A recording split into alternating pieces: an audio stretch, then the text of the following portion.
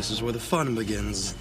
Dark side of the Force is a pathway to many abilities some consider to be unnatural.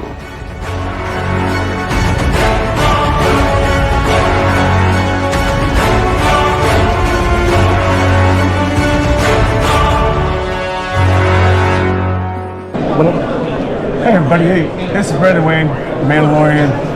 I was just thinking, if you're not doing anything, or if you are, you should take the time and go listen to the Sith Cast on YouTube.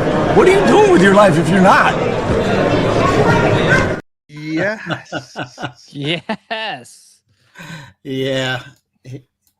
So Brendan was actually kind enough to do that for us. He actually offered to do it. We were walking away and Anthony had his GoPro and he's like, that thing work? He's like, yeah. He goes, when we give you a shout out, we're like, hell yeah.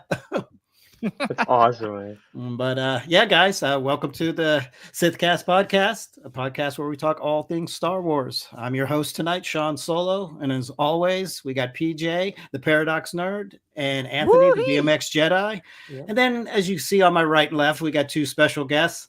We got Tony, the Star Wars Sith. What's up, Tony? What up? What up? Thanks for having me back on, guys. I know, man. I feel like we just, and then we got JT Lovecraft. We haven't had him on in a while. Yeah. So love these guys. Yeah, love dude. Guys. We actually had the pleasure of all of us hanging out together at ICCC all weekend. PJ, where were you at, bro? I know, man. Actually, yeah, I was dude, even if I wanted to come out, dude, all these things happening in Newark Airport, like flights getting canceled. Like I want to be able to cross the bridge, go to New York Airport. I know it's crazy, but I wish I was the there, AVN man. Awards. See, he could have flew to Myrtle. He could have flew to Myrtle, jumped in the back seat, and we would have drove. Exactly. Road trip. Yeah, I know. I wish I went, man. I'm looking at all the videos and pictures that Sean has been posting. I was like, damn, looked like it was a fun time. Not too crazy, which I like because I'm getting older. I like that close knit convention. And Tony, you've been through so many, so I'm sure like having something like this is like something different. Bro, this is my favorite convention for many reasons, but one of it is that it's not crazy. You can breathe, you can move, you can get a lot of cool stuff, have a lot of beers, eat a lot of food. It's amazing. It's amazing. Yeah. I bet you took a big deep breath when you got here after you just got done doing Celebration in Japan. You're like, this is a breeze here, bro. Day and night difference. It's crazy. We both came from Celebration, so we were on that Star Wars high. So it was a good transition. But PJ, you were talking about the flights being canceled. You know, we got out on Sunday. We flew back, so apparently we just missed some like bad tornadoes down in like the southern tier area. I got family in Kentucky, and they're like, "Oh, you just missed it." We're like, "Oh yeah, I heard about that. I know some people were posting about that. So towns getting wiped out and stuff. So dude, that's crazy. But dude, the best thing about ICC, we're going to talk about the ICC con down in Nashville, which was a little southern part of Nashville, Tennessee area. But so we actually all got to hang out together, and I think that's probably the funnest part of the entire con. It is. Like it really is just seeing everyone that's in the chat. There were so many friends that showed up, and to me, that's the best part of it. And then on top of it, it's super laid back, and you could get your autographs. And like you say, like most of the people are extremely chatty. Like Roger Christian, I think we talked to him the entire day on Friday. It was to the point where poor Roger was talking, and we were getting ready to walk away. We're like, okay, damn, like dude, I love you, I love you. But he is such an awesome dude, and Brendan Wayne was extremely nice to do that intro for us, and we interviewed him. It was probably a year and a half, 2 years ago, and he remembered the whole thing, and he was wow. And that dude is the most humble dude. Like he is legit. I don't know. Did you go to his panel at all? I missed it, man. I missed all the panels. Oh, dude, like, so when Katie and he was in there, like, the 501st comes out, but I guess this is a part of the 501st that's like policemen, firemen, paramedic, medical. Yeah. So they showed up, they started playing the Imperial March. They all walked in like during the panel, and they handed everyone a plaque, and it was kind of making them an honorary member. Oh, and nice. And Katie was very gracious with it. Thank you. And then Brendan gets it, and he looks at it. He goes, this thing's awesome. Because, but I'm not going to poop on this. He goes, but here's the thing. You guys are what matter. And all of a sudden he makes it all about them. and just lifting their spirits and lifting them up. And man, I'm just like, he was like tearing up, wasn't he? Yes, this dude is raised right. Like he's got his priorities right. You know, if the rest of the world could be like this guy, it would be a much better place. Yep. Yeah, I was gonna say too. That's awesome to hear, man. Like, and you know, we talked to him like when we did that interview, especially what's going on with the celebrities. Like, it's you know, like to get this guy, like, you know, in that world, and you know, dude. You want to know what was shocking about like his channel? Like he was talking about like when he got hired, for the first 2 seasons, he was on a day-to-day contract. He said, wow, he had to sign a contract every single day he filmed for 2 seasons. It wasn't until the season they signed him. Yeah. Wow. That's crazy. You know, I don't know if they were just trying to save money or they were thinking, you know, if this guy doesn't work out, we could put anybody in the suit. But there's 2 sides of that coin. I was thinking either like nepotism, because obviously he's the grandson of John Wayne, but also I think it's the Oppenheimer effect, where he's more of the Mandalorian than Pedro Pascal is. Oh yeah, And there's obviously Latif, but Brendan Wayne's like the guy. You know, he's the Mandalorian, and he doesn't. And the Oppenheimer effect, like Pedro just gets all the credit. Because they see the face come off, and his voice is mainly him. But dude, also the con is set up in such a way, man, where there's not like crazy amounts of guests where they flood lines, you know. So you can like you got the recorded video from him. That was like super cool, man. You just go and get it. Dude, the fact that he offered to do it, like we were walking away and he was like, hey, you know, because he remembered being on the show and he was just being super supportive about it. And we were just so thankful for it. Like I said, that dude is just down to earth. Very cool. And what was cool though, he was also, I know we're on a Brendan Wayne kick, but he was also talking about like when he went in for the costume fitting and then he went in for the casting thing, and then Favreau and Filoni was there. And he goes, you know, I walk in there like I own the place. He goes, we were, you know, he goes, when he first put the costume on, they put the holster up too high. He goes, no gunslinger would ever have the holster like this, because you know you would see the elbow move and you He's like, you got to have it down low. And I'm just like, man, that is, you know, that's all from his grandfather. And just to hear him tell those stories and just to kind of take control and be like, dude, I'm in Star Wars, but like this is the way things need to be done. And you think about it, you know, Favreau and them probably appreciated that a lot. Like, okay, like we wouldn't have known that. Like we're not in Westerns, or we don't know that. And I'm just like, it's the small details like that. It's fantastic. But yeah, and just being able to hang out, like I said, with all the celebrities and to hang out with you guys, because we did have an interesting, what was it, Saturday night? Like we were all eating dinner with JT, and then you guys were opening up some cards. And, oh man, bro, that is literally. They use ChatGPT to figure out the odds of that happening, and it was 600 trillion to 1. It's unbelievable. So for you guys watching, my buddy Optic opened a pack of Star Wars high tech, pulled a 1/1 Sebulba card, which is rare pulling a 1/1 in itself. But we pulled the card, we're looking at it, and right there, sitting at the table next to us, is Sebulba. So like the odds of that plus that. 600 trillion to 1. And then our buddy Muff went over, grabbed him, brought him over, and Sebulba was looking at the card. He's shocked, and like he took a picture with Optic. He signed the card. So it was just such a crazy experience. Like Sebulba was just hanging out with us, but the chances of that happening are like it's crazy, impossible, and it happened. Yeah, and then the fact that when you kept telling him, like, listen, this is the only card in the world. We just opened it, and you're sitting right there. Like, what are the odds of that?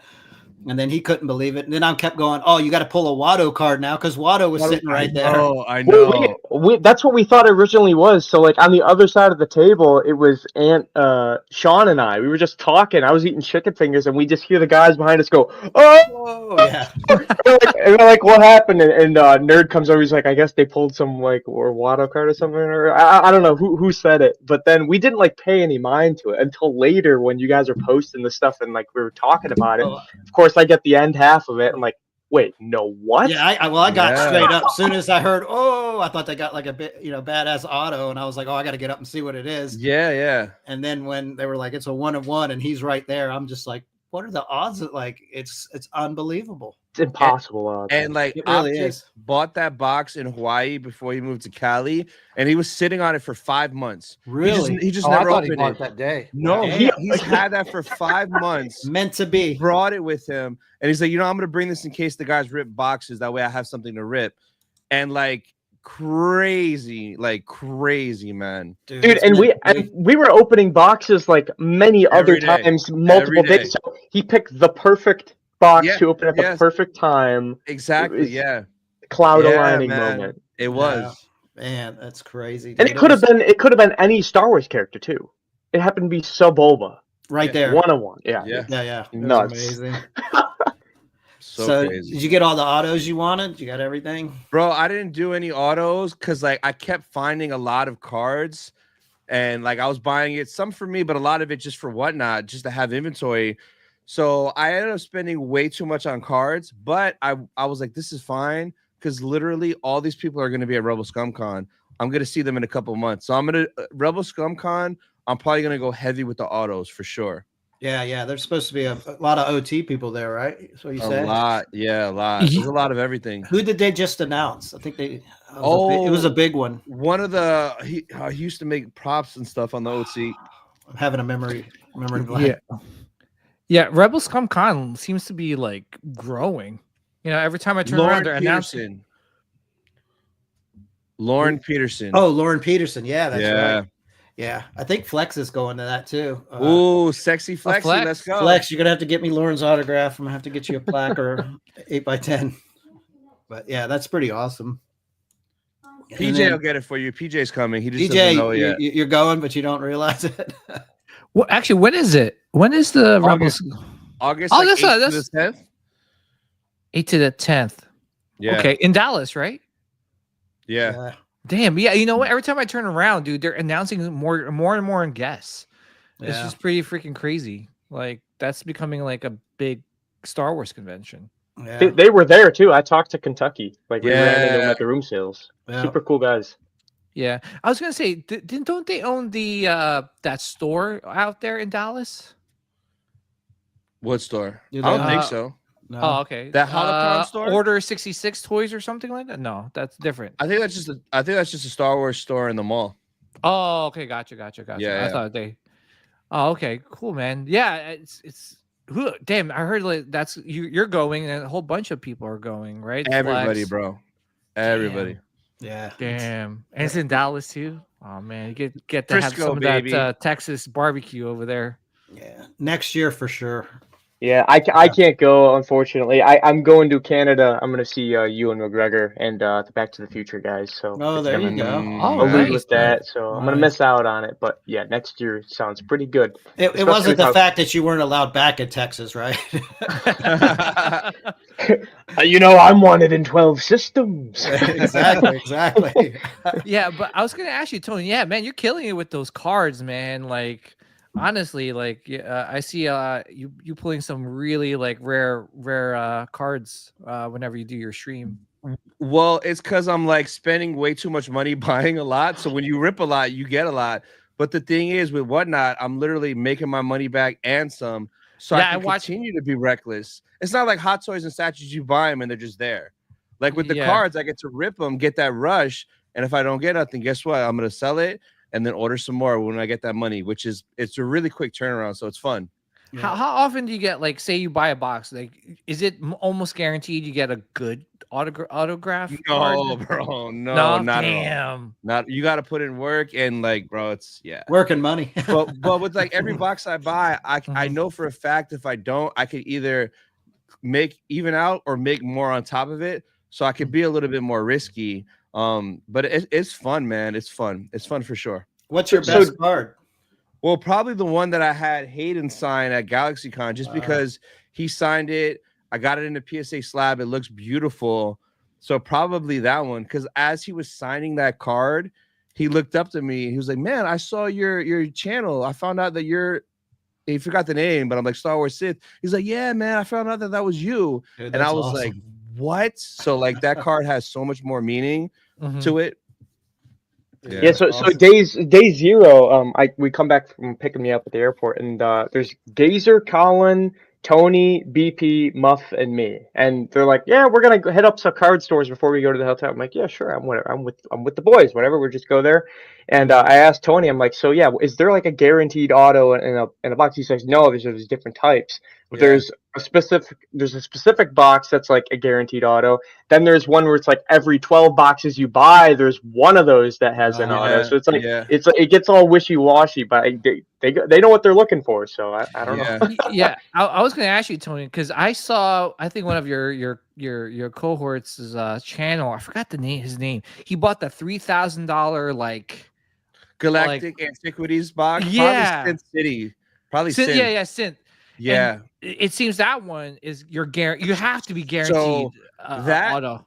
That box is insane. I think it retails $1,500, but it was impossible to get. Oh, damn. It's only 9 cards. It's 6 autos, 3 base cards, and a sketch. So you get 6 autos in there. So there's there's Pedro in there. There's Natalie in there. There's Sam Jackson in there. There's Mark Hamill in there. So that was reselling for like $4,000. Holy jeez, man. Crazy. You better hope you get Sam Jackson and Mark Hamill. That's why I never opened one of those, because I don't have an extra $3,000 to $4,000. Because with that, you won't make your money back selling it unless you get like that 101 Pedro and sell it for like 20,000 type shit. So yeah, it's crazy. That's crazy. Yeah, I see that market blowing up every single time I log on Instagram. There's like more and more people like cracking open boxes. So, but it's exciting.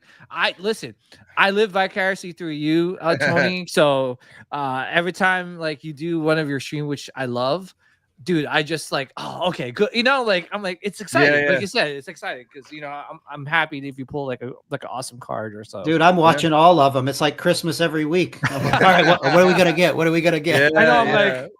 I was like, oh, okay. Especially when new sets come out, because I like to like, all right, let me buy one of these just to see what it's like. Do it live on YouTube, see if I get anything cool, and if not, on Whatnot that same night, guess what? New inventory. What do you guys want? Here we go. Yeah. Vicious cycle. Yeah.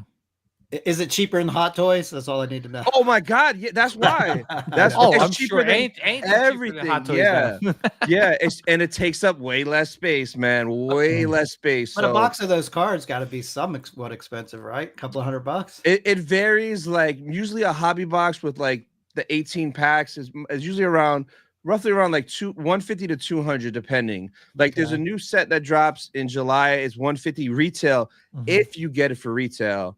And most card shops charge more than retail, so that's another thing that makes it challenging too. You're still flirting with Hot Toys prices. You're getting there.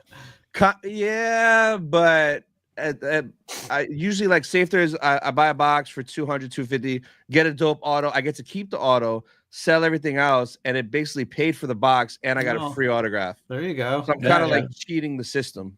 Hey, that's how you do it, man. Businessman. Yeah, I like it.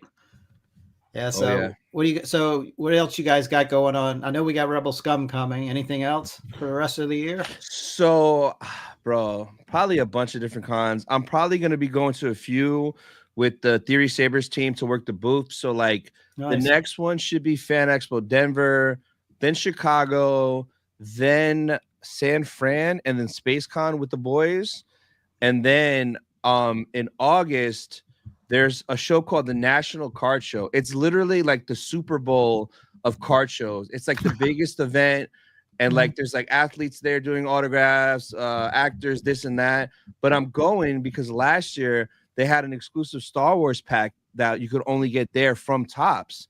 So I'm going and I'm hoping they're doing it because my buddy went. He got one of the free packs because you have to just like buy cards there and then they'll give you a free pack. He opened his pack. He pulled a 101 signed Kira card. So freaking Amelia Clark autograph. He got it graded on site because PSA was doing on-site grading. And he sold it there for like a lot. Damn. Which was crazy. And which is good because it's fresh. It's like it has to be a 10. Yeah. And then I seen another video of some random dude that got the free pack at the Topps booth, and he was opening it like, let's see what's in here. And he put a 101 Sam Jackson autograph. And I'm like, are you kidding me? Damn. What? So I'm going for the slim chance of pulling something crazy. Plus, I've never been to a card show to that scale. It's like the Celebration MegaCon, the New York Comic Con of card shows. So that's going to be interesting to experience that for the first time. Dude, that's awesome. Well, I was gonna say, so real quick, Tony, you're going with Theory Saves. How I was gonna ask you guys, like, how was Theory? I mean, Tony, I know because you hang out with the guy. But yeah, Sean and Anthony and JT. JT, I saw you, dude. You were hanging out in the booth, man. He was back there working the booth. You were like the rat, he's gonna be traveling with them soon. I was getting ready to ask him that too. Yeah. So real quick is Friday. I wasn't expecting to wear my my cosplay Friday. I knew I definitely wanted to do Saturday because it was going to be the busiest day, and then obviously fly out Sunday, so I wouldn't do that day. And then when I get down to the lobby, because I had press badge, I get down to the lobby and I see the official Fandom Menace, the guy that plays that really cool Maul that's been working with Theory Sabers. I've been a mutual with him on Instagram before he blew up. I was at like whatever 2,000 followers, and we were messaging each other. And I'm like, dude, no way you're gonna go to this thing. Awesome. I saw him in the lobby, and I passed him. I dab him up, and he's like, "Where's your outfit?" And I'm like, "Oh man, you know what? I gotta get dressed up for today too. Might as well just to debut it now." So then I come down, I meet up with them, and then me and my buddy Blake, he flew in from Canada to meet me there. And that's me in the middle there. And you didn't dress up as BMX Jedi? I thought that was you. That's me. That's me on the left, actually. Okay, so we go up to. Is that your lightsaber, or is that? No, I'm just kidding. Yeah, we positioned it just right. Hey. No Diddy, but jeez. So anyways, I go up into the booth and I meet him. I'm waiting in line in the costume. He's like, "Oh, that was you," and I'm like, in my head, I'm thinking, what does he mean? Oh, that was me. And he's like, "Oh no, he's referring to the Instagram post because he commented on my collaborative post with ICC's official Instagram because I messaged Mike. I'm like, hey, I'll do some costume promo for the things so I can be like, these are the type of outfits you might see at the convention." He's like, sure. So I guess Theory's following them, so he saw my post through that and he commented insane. And I guess he remembered me from that. So when I was commenting everything, like, hey man, you know, I've been watching you before you did your face reveal. There's a lot of drama around you, man, but I don't give a shit because like you're the guy, right? So you're real cool to meet you.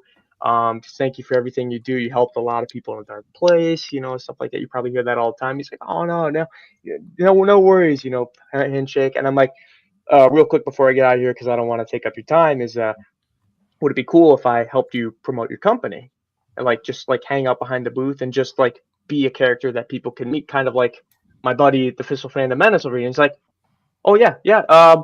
Come stop by 12 o'clock. That's when I come in tomorrow. I'm like, nice. Okay. Yeah, I'll be here at 12. All right, sounds good.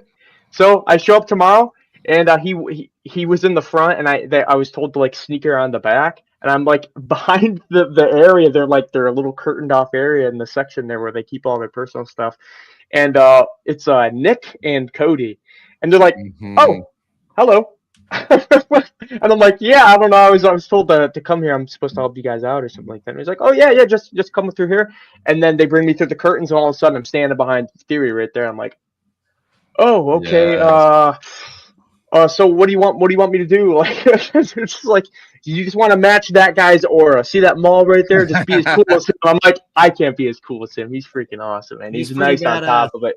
Yeah. And like 30 minutes pass, and I'm like, hey, and I'm talking to ShamWow. I'm like, yo, dude, I feel like I'm getting in the way of people. Do you want me to like be out there? So he's like, no, dude, just stand behind here. You're one of us, man. Dude, let me get this. And he pulls me aside. And he's like, listen, man, we're all nerds here, so you are okay. So just keep looking cool like you're doing, and you'll be good. I'm like, oh man, I want to cry. Thank you for being awesome, man. Yeah. Def him up, and I'm just hanging out, and now I got this confidence boost, you know. So then there's this line to meet Theory, and then I'm doing like this, you know, force choking people in the line, and they're going. It's real cool, man. I'm humbled. That was a really awesome thing that they let me be part of that for the day, and at the end when I changed out of my sweaty leather costume, I came back down in my normal clothes, and I was like, you know, just thanking everyone for what they did, man. You know, that's awesome. Yeah. Awesome. I was gonna say that he seems like a pretty like chill guy. And, they were so awesome. Yeah. I saw Tony's. Well, I didn't I didn't watch it because I like listening to Tony's podcast through like Spotify. So I was listening to his interview with him, and it was pretty cool, man. Seems like a down to earth. Bro, he's just like us. He's just like everybody else. Like he just do the little Star Wars. That's it. Plain and simple. Yep. Yeah, happy for him, man. And one thing I like about him too is like he kind of I don't know, Anthony. I know you met him. I don't know if you picked his brain, but like how he basically I got is something like okay.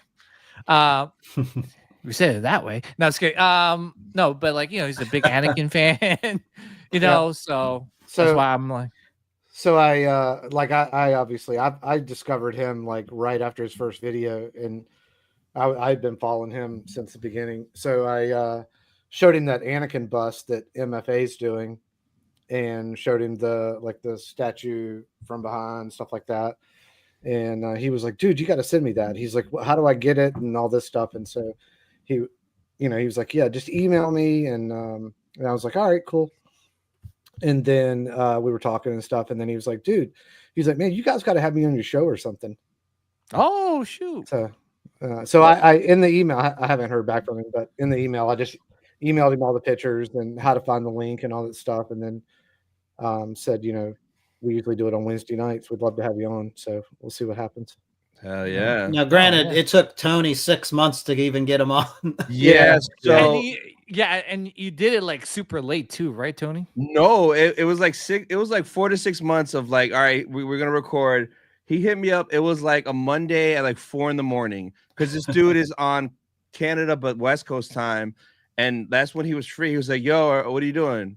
And I was like, "What's up?" He's like, "Hey, I'm free to record." I jumped up out of bed, and from like 4 a.m. to 6 a.m. I recorded that 2-hour podcast because this dude is the busiest man in the world. Even in person, you could barely get to talk to him like when he's not doing the stuff at the booth because he's just so busy. Like has to do this, that. He's always working, man, 24/7. Yeah, plus he has that the fan film that's coming out. I'm looking forward to that one. Vader episode 2. I cannot wait for that premiere. Oh, I know. I'm like, come on, give it to us already. Not just that, but like the Roger Christian Vader concept saber that he debuted at the con. He was like, "Yep, I guess Roger let the word slip that we were creating a new exclusive lightsaber." So he's like, "I guess we are." When people are coming up and asking him about it, and that's just the thing too. Like I was also like, I was standing right behind the guy, and when he would like walk back behind the curtain, I wasn't gonna like go and stop him and be like, "Hey man, how about the Star Wars or whatever," and just nerd out with him. You can visibly see that he's a busy guy, so you gotta like pay that respect there. So yeah, I think pre-orders start. I thought he said next month for that. He said it'd be revealed in about a month. Yeah. I'm curious about that one because I mean that's straight from the man himself, Roger Christian. Yeah, like that's what he originally wanted Vader's saber to look like. But he said he never did it because it said like he had thought about like what would Vader's saber look like, and he kind of had an idea in his head. Like when they were making them, they were just grabbing stuff and making them, but it was years later that he thought about it. Yeah, because he said when he went to buy the parts at the camera store, he got 3 Graflex cameras, and that's made Luke's, and then was like, "Well, we'll just make Vader's because I've got these other 2 left." Mm-hmm. And then, but it's crazy like about Roger Christian. Like everyone's like, "Oh, he's invented a lightsaber." I'm like, dude, this guy designed R2D2, DL44, Gaffy stick, E11 blaster, and he co-directed the Phantom Menace. I mean, this guy's got some accolades, legend, bro. He said he filmed probably 90% of the Phantom Menace because George was so wrapped up with all the post-production and the graphics, getting everything to look right, that he was just on site doing all the filming, which I didn't know that. Wow, I didn't know that. Yeah, so that was pretty cool. His panel was very interesting. Yeah, Tony, I was gonna ask you real quick. Did you get any autographs? I was looking. No, I figured you did. Right? A lot of them. There was a bunch that I wanted, but a lot of them, almost all are at Rebel Scum Con. So I was irresponsible and bought a lot of other things. So I was like, let me just stick to one thing for this con, and then the next con I'll focus on the autos because there's a lot more people there. So I'm gonna do it there, man. Especially Sam Witwer, man. I can't wait to talk to Sam and try to get him to slip up like about Maul show, about Ahsoka season 2, because I'm pretty sure he's in there. I want to talk to this man. I cannot wait, man. Dude, when he was signing my arm for the tattoo in Japan, I had him locked in, so I had him trapped. Like I can ask him questions. Dude, his brain is an iron cage. You can't pick his brain. I know. Good luck. Hey, good luck. I wish the best for you. But PJ, one thing I did grab though in one of the room sales, you know, I'm a sucker for Slave Leia. So I found this Unleashed figure. Oh, I thought you grabbed that chick. Shit. So damn, that bad boy up. I love this line right here. Oh damn. Yeah. Nancy Fresh. I don't know. I might open her and play with her. We'll see. Hey, look at that. Look at that. Hey. The pull. Hey.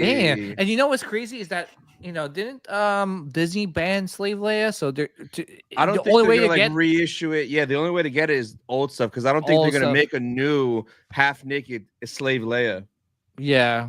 They don't even like the word slave. They renamed Boba Fett's ship because of it. Yeah, that's why we won't get Ula again either. So PJ, since we're on the subject of Roger Christensen, let me tell you about what he told me. We walked over to him, you know, because Sean had to get autograph and get you bought the Blu-ray. Yeah. And so, you know, we were talking to him. I said, listen, I got a question for you. I was like, does Lucasfilm, Disney, do they ever contact you, or people like Dykstra or, you know, Gillard? You know, we hear like different things, like, why aren't you people there to, you know, at least oversee, assist, give advice and so forth? And he says, nope, we're pretty much blacklisted. He's like, they don't want anybody that used to. I'm not done. So he says they don't want anybody that used to work on the older films. He's like, back when they were doing The Force Awakens, J.J. Abrams contacted me and then apparently came, like, you know, well, now what was it, like his agent or somebody said, oh, you should call Roger, you know, and then JJ said that's a fantastic idea. He ran it by Kathleen, and nope. And then you know, it's like, you know, just doesn't see, like, what do you think it is? It's like, you know, you guys had that ability and that mindset and that focus and vision to where you could kind of like go make stuff out of absolutely nothing that we've ever seen before. Yeah. And we, you know, we don't instantly look at it and know what it is. And so it takes us into this other world, and it, like, you know, suspends disbelief. And he's just sitting there shaking his head the whole time. And he was like, it's very hard to understand him because he talks really low and then with the English accent. So he's talking about somebody, and I think he said the guy's name was Dan. And basically he had a completely different job with Lucasfilm years ago. And now he's basically kind of doing this stuff that like Roger would have been doing. And he was like, that guy doesn't want to bring anybody in because essentially we would make him look bad because we have an ability that he doesn't. Now he's probably fantastic at what he used to do, but he's not good at what they do. And so that's why we're not getting things the way they are. And he's like, you know, he said we, and I'm assuming he's talking about himself and some other people, are, you know, holding our fingers crossed until Kathleen Kennedy's gone, and maybe that will help unleash the floodgates of some of us having the opportunity to come back. Yeah, he's pretty much confirmed. He confirmed everything that I had assumed. On the same note as that, I have to thank Star Wars Nerd for this information because he was telling me about it. The Blu-ray DVD and the standard DVD of his whole documentary, he had somebody approach him to get all that insight. They made the film and everything. Yep, that right there. They made the film and everything, and I guess they asked Roger, like, so why isn't this like on YouTube or Disney Plus or anything? He says, Kathleen Kennedy is not involved with it, so they don't want to stream it. I'm like, are you kidding me, man? That is some petty crap. Like, it's like Star Wars fans want this bonus information. There's no other way to get it. So like, basically, it confirms pretty much, I would say 70% of the fandom's like, I'd say 100. feeling. Yeah, I mean, 100 well, there's fucking gonna be. percent. Everything that we've been saying, thinking, Oh yeah, assuming, yeah. boom.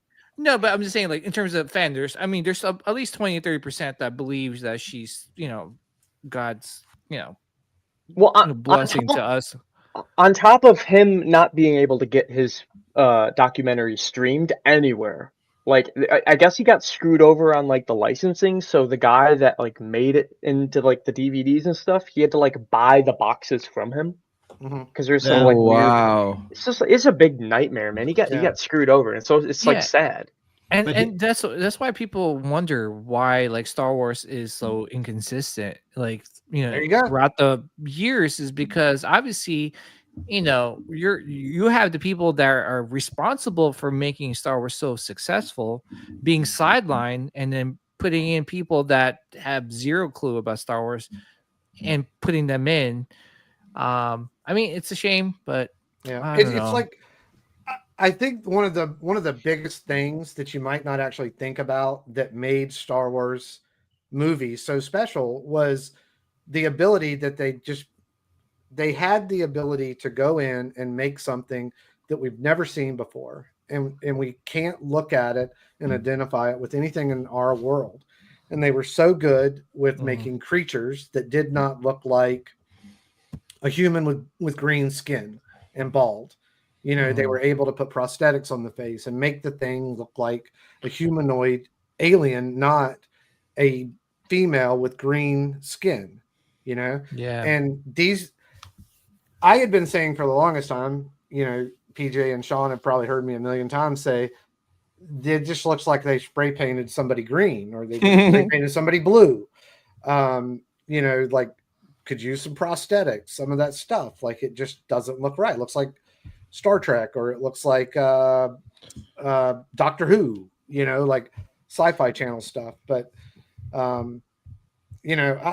had pretty good assumption that like when the Nick Gilliard thing came out, how they had never contacted him, I was like, they don't want anything to do with these people that made it what it is. I mean, that's a no-brainer, right? Like, Yeah, man. They even put it in their movie. They said, "Let the past die. Kill it if you have to." Yeah. And like the thing is, it's like even if you are one of those people that thought the prequels were absolutely trash, I bet you didn't think the lightsaber fights were. Yeah, right.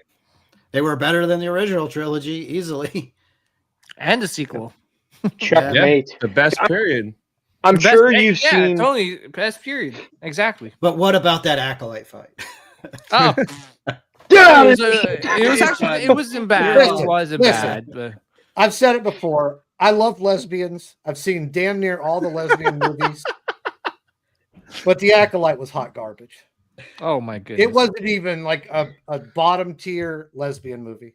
Oh my goodness. But the fight wasn't bad in it, though. No, the fight wasn't bad. Yeah, one fight. Yeah, episode 5. Yeah, episode episode 5 was Crouching Tiger. No. The one versus like 7, and he just murked them Chimere. all. Chimere does like the shish kebab move and the triple beheading. Yeah. I mean, that was probably the best part of the show.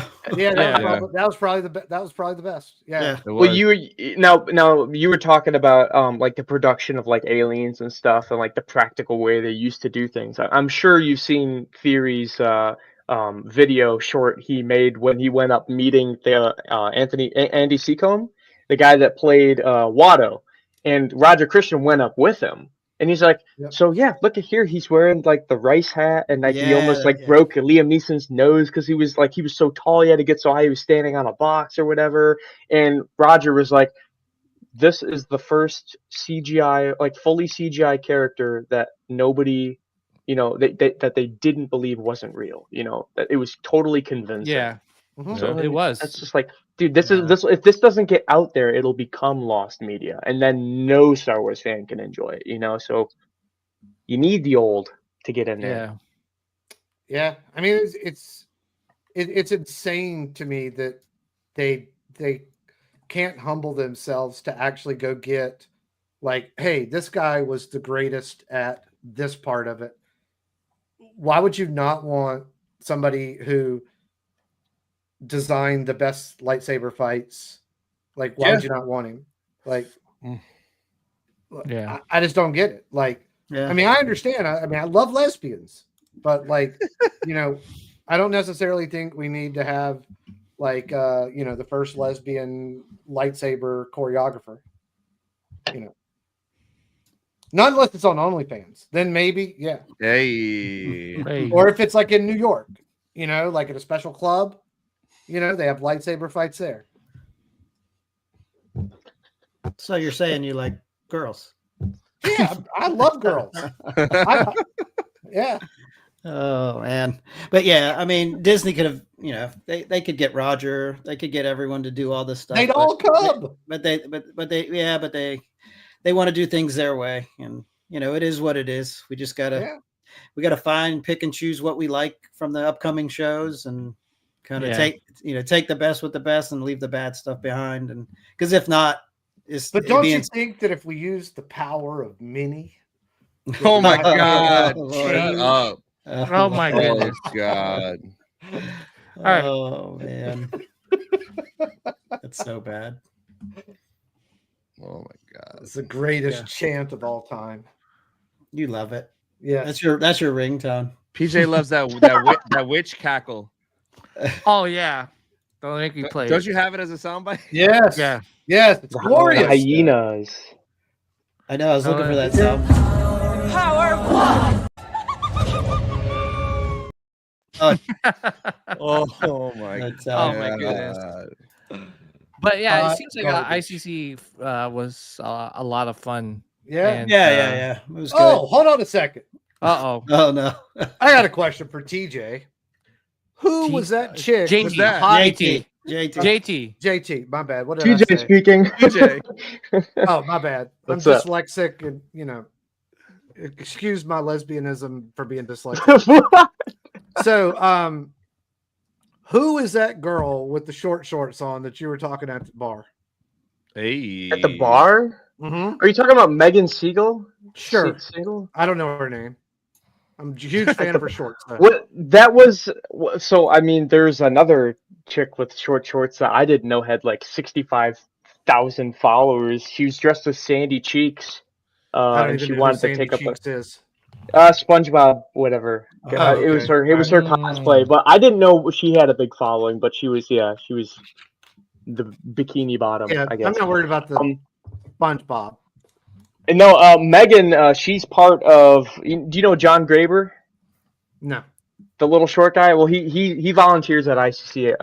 I've seen him. The barefoot guy. The barefoot guy. Yeah. The barefoot allergic to pastor. shoes. Yeah. No, they're all like in that little tight knit helping group, and I knew them for them. So yeah. Oh, okay. Right. Michael Havens was sitting at the bar too, and that like Velociraptor cosplay or whatever came up to him and was like, "Oh yeah. He's good." Okay. But speaking about shows, Tony, I know you said you got a bolt in an hour, but yeah, because we didn't get to give our wrap up on Andor last week because Anthony and I were at ICC. So we're gonna go ahead and ask you before if you decide to head out, or you could stay and hang. It's all good. Yeah. I got like 10 more minutes. All right, let's we'll talk about a little Andor. Good old Andor. It's okay. It's okay. It's not as good as the Acolyte, but just saying.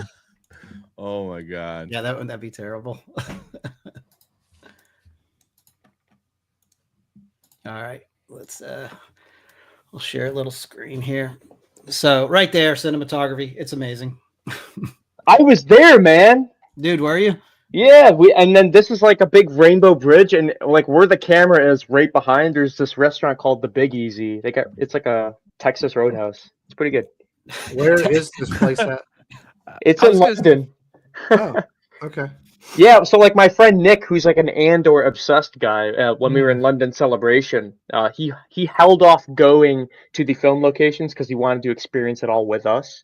Mm-hmm. So we went to Canary Wharf, which is where they did the Imperial base for Rogue One. They did the ISB headquarters, and then they did all of the shots that they recreated Coruscant for in the Barbican Center.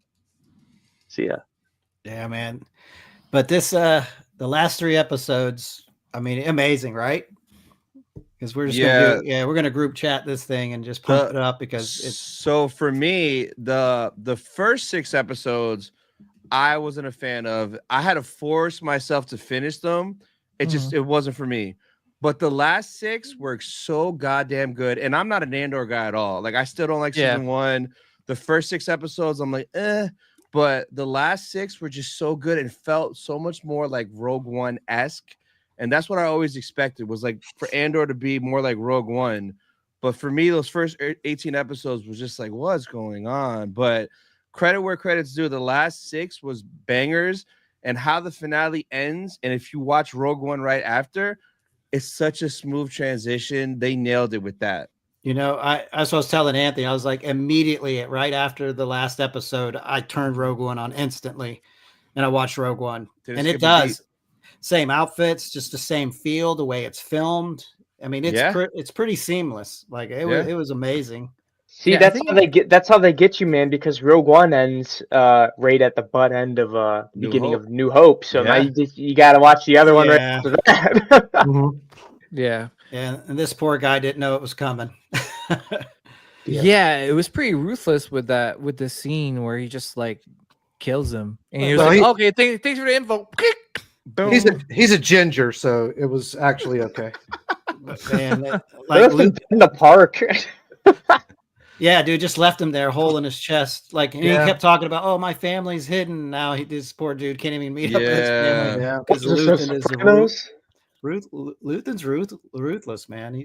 Look at his, he's done. Yes. Yeah.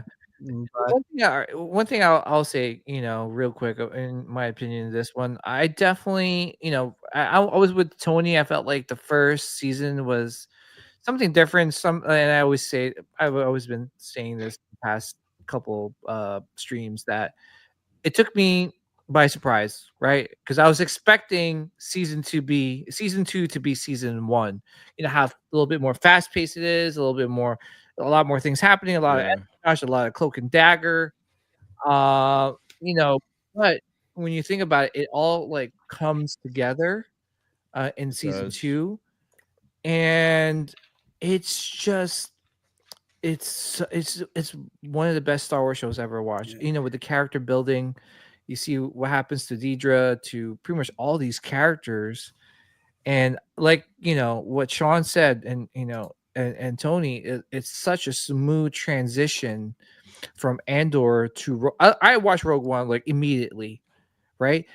You know what's sad though? I don't know if you guys noticed this. I'm sure you guys did. The fact that Andor never got to see his child, and that scene where she was looking out to the sunset or sunrise. Oh my god! And then it's kind of like almost in tandem with with Andor. Jin. Like I was like, dude, like I watched that scene again, and dude, it hits. It's one of those shows where how the Clone Wars add more to the prequels. Yep. Dude, Andor adds so much more to Rogue One. It's just more character developing. You kind of know what everyone went through to get the Death Star plans, right? To where it needs to go.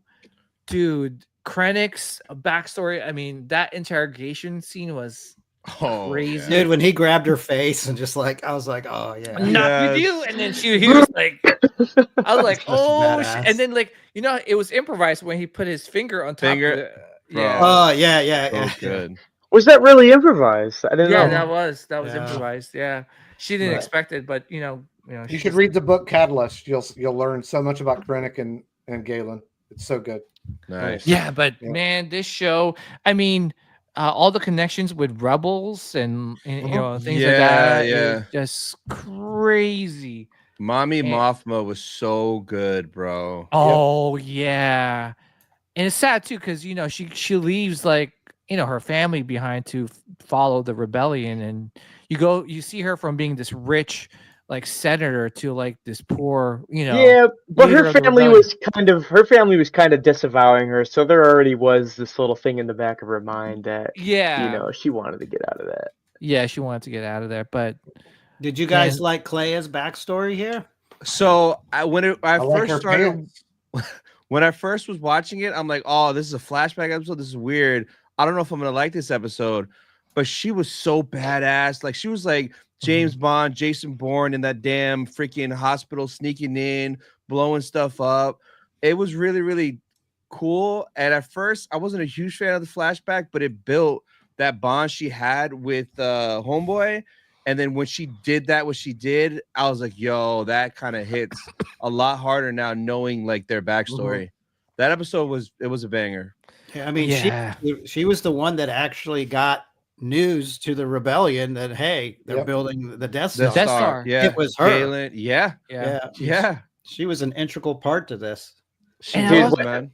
When she's in the hospital, man, and the Imperial guy, like security guarding is like, you're not allowed to be on this floor. She's walking towards him, pulls the clipboard down, and immediately headshots him. Like, dude, Cad Bane felt that headshot parsecs away, man. That was so impressive. Savage, He did.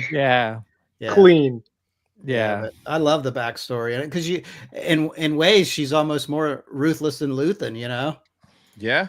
Like, I mean, you see where it builds because you remember when, like, where she really like committed to the rebellion was when the Empire took those kids out and executed them right in front of her. I'm like, damn. Like right there, she was like, okay, they're evil and we've got to stop them. Yeah. But it was such a well-made show. I mean, it was directed right, written right. The dialogue was amazing. Yeah. How everything tied in was perfect. I mean, the only thing that I could think of that tied in really well was Clone Wars season 7 and Revenge of the Sith.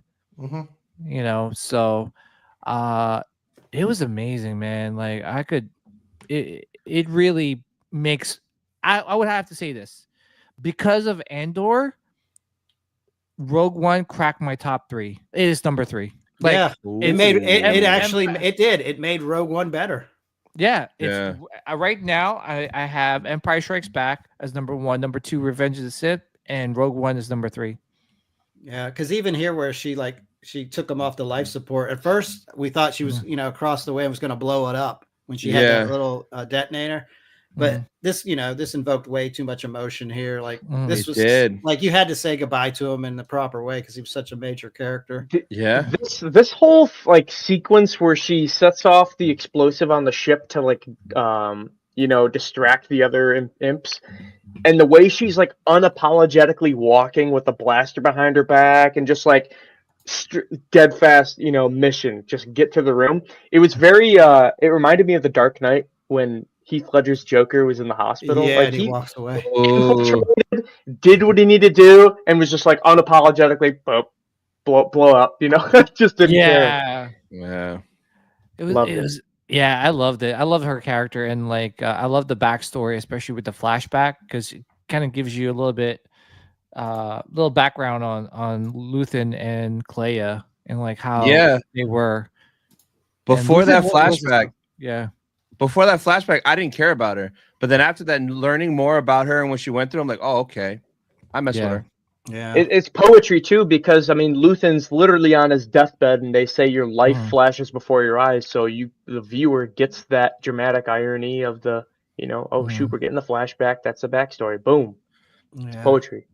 What's poetry is what happened to Deirdre. Yeah, that's what I was Bro, I know. So happy. Dude, we call it karma. Yeah. So good. Yeah, she fucked around and found out. Exactly. Yes. Look at the man. Krennic was so awesome, man. Yeah. Such a good character. I love his outfit in this. I know it's the same as Rogue One. I don't know. It looks different for some reason, but he was just so badass. You're obsessed with this access point when even the Empire is like, yeah, we don't want you anymore. You're getting a little too obsessed. Yeah, we're done with you. Throw you away. Yeah. No, but he is absolutely ruthless. And if you read Catalyst, you'll understand all the backstory with him and Galen and how Mira despised him and saw right through him, and he was constantly like doing shady stuff, manipulating Galen, using the kid as leverage and all that kind of stuff. Like he's an absolutely ruthless person. Yeah. And no matter what you guys thought about this show, this right here makes it all better. K2SO's the man. Amazing. We needed more. Is he not the best? We needed more. He was hilarious, bro. He's my second favorite droid in Star Wars. Bro, he got a hallway scene, bro. He got a hallway scene. So good. Just slamming bodies. How about using the dude as a shield? That was so badass. So good. So good. Damn. But guys, I appreciate you guys having me on. I gotta slide out of here. All right, Tony. All right. All right, Tony. Thanks for joining. Thanks for joining. Good to see you. Farewell. Good to see you, man. All right, brother. See you. All right. See PJ, you. you're cute. Bye. Oh, PJ. you're cute too. Yeah. You guys can exchange numbers later. Yeah, we already have her. Shit. What do you call this? But yeah, K2 really made the last 3 episodes like better. He was ruthless. He was like, I remember when he was like, like you knew he was gonna leave that ship.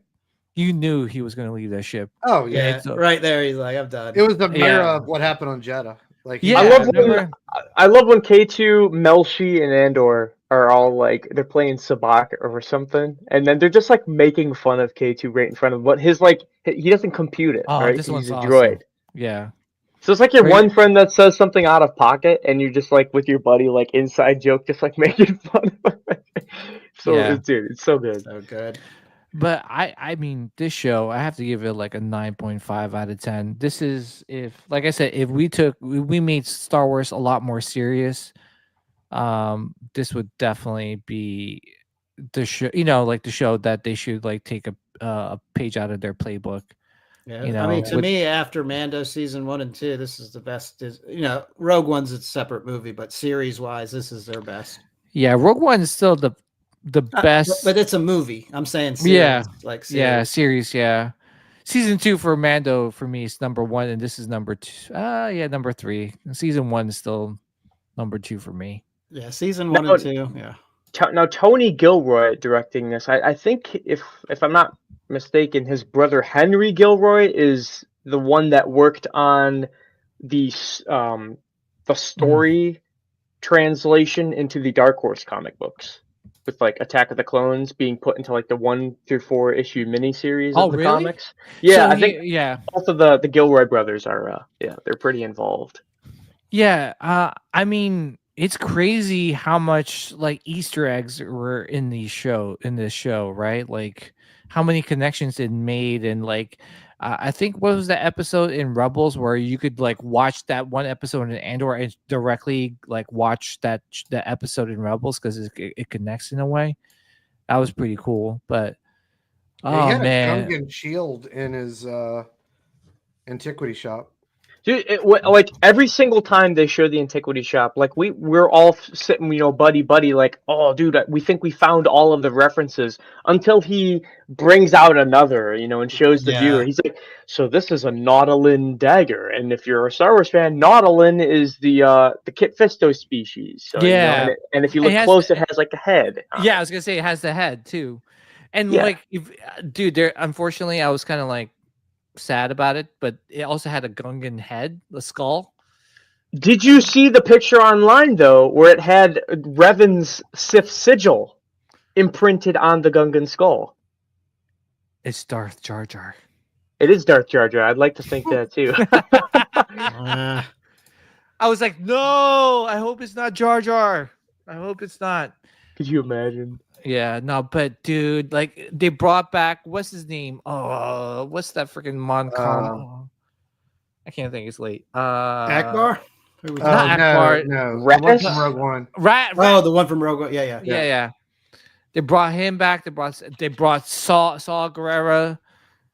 This is like, and like the little like scene where like everyone's like looking out like in a specific scene, like Saw in Jeddah, and dude, it was freaking, dude, just like what George would say, it's like poetry in motion.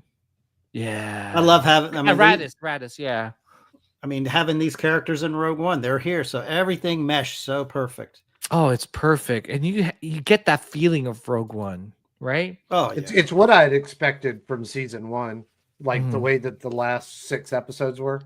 But Yeah. that's kind of what I had thought. But I get it though. You're gonna have to build up to it, because that's the whole premise of this show, is to build up towards Rogue One. If you do it all in the first season, then the rest of it will all be like, well, this isn't. I mean the tone. Oh, not the tone? not what was in those episodes. I'm just talking about the tone, the cloak and dagger, the like. That's what I had expected originally. You know, and you got all that in the first season too. Dude, Luthen seppuku. Tone is not the same. Oh, it's a little bit slower, but Luthen seppuku'd himself with that dagger, so it's dagger and then cloak. So little play there. Yeah. No, but I love seeing K2 back. Andor did such a great job. Dude, I know it was hard to kind of like see Benjamin Bratt as Senator Bail Organa. I thought he did fine. He grew on me towards the end. He grew on me. He grew on me. He did such a great job. He got his mannerisms down, the way he talked, dude. It was perfect. I know it would have been nice to have Jimmy. Yeah, it would have been nice to have Jimmy Smith, but dude, I got over it pretty quickly. Too important of a character for him not to be in it. Yeah, but you're right, Anthony. He played a big role. It would have been weird if he wasn't in it just because the actor wasn't available. He's way too important, dude. I mean, I love the fact too. Like, I know I would have loved to see like Princess Leia, and it was fine not having any of them show up. These are these are the tertiary characters that we actually, get to see more of their backstory. Like, I even think that guy, dude, this great cast, great casting for it. Dude, Partagaz, dude, committing suicide with the blaster shot was like an SS officer that knew he was going to get captured by the Allies. Yeah, it was. Dude, he was like so perfect, and he knew he had to off himself because he effed up bad. Yeah, they're like, well, everyone knows about the Death Star now, and it's your fault, so you're dead. Yep. Dude, and you know what? Also, I love the fact that they only mentioned Death Star twice in this whole show. They never mentioned it was from Krennic. It was Krennic and Deidre. Right? They were like, he was like, say it. Death Star. I thought Andor said it too. Well, in season one, in season one, Andor was building parts for the Death Star, but he didn't know it. So that's like the viewer's intake on that. But before Krennic's interrogation with Deidre at the end, I think it's episode 1 or 2 of season 2, where all the Imperials are on the top secret, group, and they're discussing Gorman. They're like, what we need is calcite because it's gonna coat the laser lenses or something like that. Yeah. So they know about it, but it's not directly mentioned. Yeah, but it was in terms of the word Death Star. I think it was compartmentalized. I don't think they necessarily knew exactly what they were building. Yeah. Which is awesome. Yeah, I mean, even in Attack of the Clones, Dooku hands Poggle the Lesser the Death Star plans, and you see the hologram of it, but it's never officially name dropped until now. So this is the first legit name drop of it. And you know what's crazy is that how many people freaking died for this freaking Death Star? The Geonosians, many Bothans. Geonosians, genocide. Yeah, it's it was like a genocide with the Geonosians, the freaking all those people that they captured, put in prison to work tirelessly for to help build the Death Star, and they didn't even know they were building the Death Star. What's the guy's name? Andy Serkis' character that couldn't. Kino Lorne. Oh yeah, it's crazy, man. This show is perfect. And not just the massacre of the Gormans, but I know it's not massacre of the Gorman. Yes, I know it's not canon necessarily now, but in The Force Unleashed, they actually enslaved the Wookiees on Kashyyyk to work for the Death Star as well, building Imperial camps. Yep. I was surprised they actually gave a nod to this guy because you could have easily she could have moved on and just kind of left him there, but they were just showing. It looks like how unhappy he looks right here. Yeah, I mean. Is that his new girlfriend and he's still Yeah, unhappy? yeah. That's what's his face's wife, Mon Mothma's childhood friend. Oh, is that the okay? I think what's his name? Takoma. Yeah, Takoma. Yeah. So There's so awesome. Yeah. Lies, deception. You know what? In Rogue One, I'm like, why is he talking like that? What the fuck? Yeah. That was pre-Bore Gullet right there. I was like, before he okay. lost it. But then you watch Andor, you're like, oh, that's why, because he inhaled that crap. Yeah, he was sucking it down. I was like, hey, it's Poe Dameron.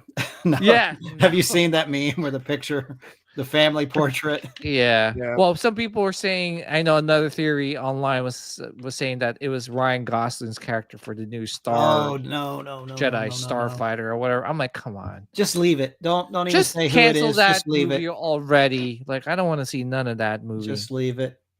Yeah. This actually made Bix look like a horrible person. This? Yeah. She just ran away. She ran away and deprived him of raising his child.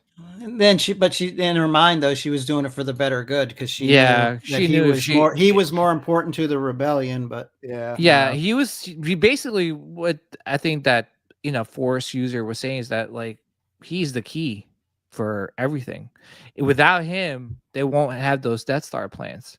And if you watch Rogue One, he really, really was a key part of the whole, that movie, shooting Krennic, helping, Jin. So that's why he agreed to go. Yeah, I mean that's why I think if sorry, real quick, Jay. I'm an old guy, so I won't remember what I'm saying. But basically, like, I think Bix knew if she told him, like, "Hey, I'm pregnant," he's not gonna fight. He wouldn't. No, She would have stayed. Yeah. Sorry, JT. Go ahead. No, I was just gonna add on to what you were saying. Like, he's such a key element. I mean, look at even the end of the movie Rogue One, where he's down in that jungle gym, like playing rock climbing wall, trying to take the plans out of the wall. Like, he's the guy. Like, if he didn't do that, they wouldn't have brought it, to the rebellion and so forth. So yeah, dude, I watched that movie like straight through. Even my wife, dude, like. It's so rare for me to see like she finishes that movie and she watched Rogue One with me, like the whole movie without even like fast forwarding it and all that stuff. Dude, it was perfect. It was. I don't know what you guys gave it as a score. I give it like a 9.5 out of 10. The whole series. Oh, 9.75. Oh wow, I love it. Like because I feel like other than Mando, like everything else is not, the writing is nowhere near as good. I get it, the pacing's off, but I'm fine with that. So I loved it. I mean, the fact that Rogue One came out like 10 years ago, which is even crazy to think. And we just got the end of season 2, and these 2 seasons of Andor make a 10-year-old movie even better. Like, that's a W. That's a W right there. Absolutely. That's a huge W. Absolutely. But did you guys see all the fun Hot Toys that are coming out? I saw some. Dude, there's so many. It's crazy. I wish all this stuff would have came out when we collected Hot Toys. Maybe I don't, because I would be broke. I mean, we already had. I don't think I would have bought. I don't think I would have bought all of them. Well, we're not going to buy all of them, but the majority of them that are coming out are legit. Yeah, but there's some big. There's some awesome ones. Yeah. I mean, look at this one. Yeah, I think this is pretty badass. Dude. I was like, I'm like, man, I know I said Jar Jar was my last hot toy ever. This was like really tempting, man. Like, I'm just, because it's freaking Revenge of the Sith. This is like the Iron classic Man gantry. Yeah, this is like, it's pretty badass. Dude, look at the sculpt. The paint job is unbelievable. Oh my goodness. Yeah. I know they're selling it without the table, right? But like, why would you buy that one? Why would you buy this? This is why you buy this one. Yeah. Because it's like an iconic scene. This is when Vader becomes freaking Vader. Like, what more can you ask for? Dude. That sculpt is like sick. The death of Anakin Skywalker. I know, dude, man. So awesome. Dude, that's at that. sick. Look at that, man. It's got the Pierce eye system. Yeah. To be honest, Look like, at the scar on top of his head. Like, dude, that's it's like unbelievable. It's like open wound, man. Yes. Like, it's really good. yeah, it's really good. Bastards. I know. No, I Look at will the be inside good. of the mask. I know. I will be good. I will be good. I will be good. I will not cave in, guys. I don't believe you. No. No. That's it. Yeah, that right there would be a great way to. That's the way I would do it, Mhm. just like that. Because we all pretty much have Vaders, but you don't have Vader being born. They should have a play feature where there's like a tall medical droid that has like the orange tubes in it, and you can like dude, push that it. would be sick. You're right, man. Like as as an accessory They on the should do side. Padme on the stretcher. Oh. Yeah, no, With that's the babies. yeah, of course you knew this is gonna happen, right? Yeah, that looks pretty badass too. I'm like, of course, more troopers. I mean, if you're a trooper collector, I think. How many troopers do you think they have out now? Because it is dude, there's crazy. so many troopers, man. 25%. It's crazy. Dude, you know what I love is the only shot that we see this guy in the movie is when Kenobi is like hiding behind a wall and he's talking to the Utapau, like the Pauan speech. He's like, "We've looked all over for him, sir, but we couldn't find him," or something like that. Yeah, it's only like 10 seconds long. Yeah, and the thing, dude, it's just Hot Toys. I'm telling you, they were salivating when they were like, "Wait, we can make troopers." So this is a Hot Toys exclusive. Are these sold out yet? Because I haven't looked or anything. I don't even know about the prices. No, I think it's sold out, man. I think it's sold out pretty quickly. Or do you know the Hot Toys that were in Star Wars Celebration Japan? Like they had the Sith Anakin Vader and everything that sold out. There were two that didn't sell out, and I saw both of them at ICC. It was the Galen Urso figure and the concept Darth Maul figure. They both didn't sell out. No, I saw it. I saw the Galen. It was it's $400. Yeah, it was $425. It was, I think the day before we saw it was $475, and then they knocked it down $50 the next day. And she's just like, here's $300. Take it or leave it. Yeah, he would have told me to hit the road. They had him on ICC on the top shelf. I'm like, I'm telling you, because Galen hasn't been released, and you're telling me how it wasn't sold out, bro. I'm telling you, they're gonna release it in Sideshow. It's gonna happen soon. And then look at this guy. Of course, Phase 1 Cody. Yeah, it's just so disgusting, man. Like I had this figure, without the Phase 1 helmet. He comes with the alternate helmet. I didn't know that. Yeah. The thing too is like, come on, Hot Toys, really? It's just they're milking it. Well, I sold my Cody. Well, listen, I sold my Cody for a pretty good price. So, and I'm out of Hot Toys, so I have no regrets. But still, it's like if I was collecting, I'm like, really? Say if I still had that Cody, I would be like, really? Yeah. Of course, you have the freaking helmet as a exclusive. You can't sell that separately. I mean, this is a quick money grab because it's the same figure. They got a nicer paint job and they added an extra helmet. Yeah, dude, we got to see the quarter scale Rex. Oh yeah, the Sideshow one where he's floating and with his jetpack shooting. Oh man, it's pretty badass. It's sick. So on one of those other pictures that you had of this guy, he had the comlink with Palpatine. Yeah, for Order 66. Yeah, did he also have the Kenobi's lightsaber so you can recreate the scene? No. He's like, "Oh, and I think you'll be needing this." No, it didn't come with that. No, but like when I had this figure, it had pretty much everything except for that Phase 1 helmet, but it also had the comlink with the Palpatine, Order 66 Palpatine. It's a great looking figure, though. It's a great. It looks good. Yeah. Trust me, it's a great looking figure. Yeah. It's got the Yoda hologram, Kenobi. Yeah.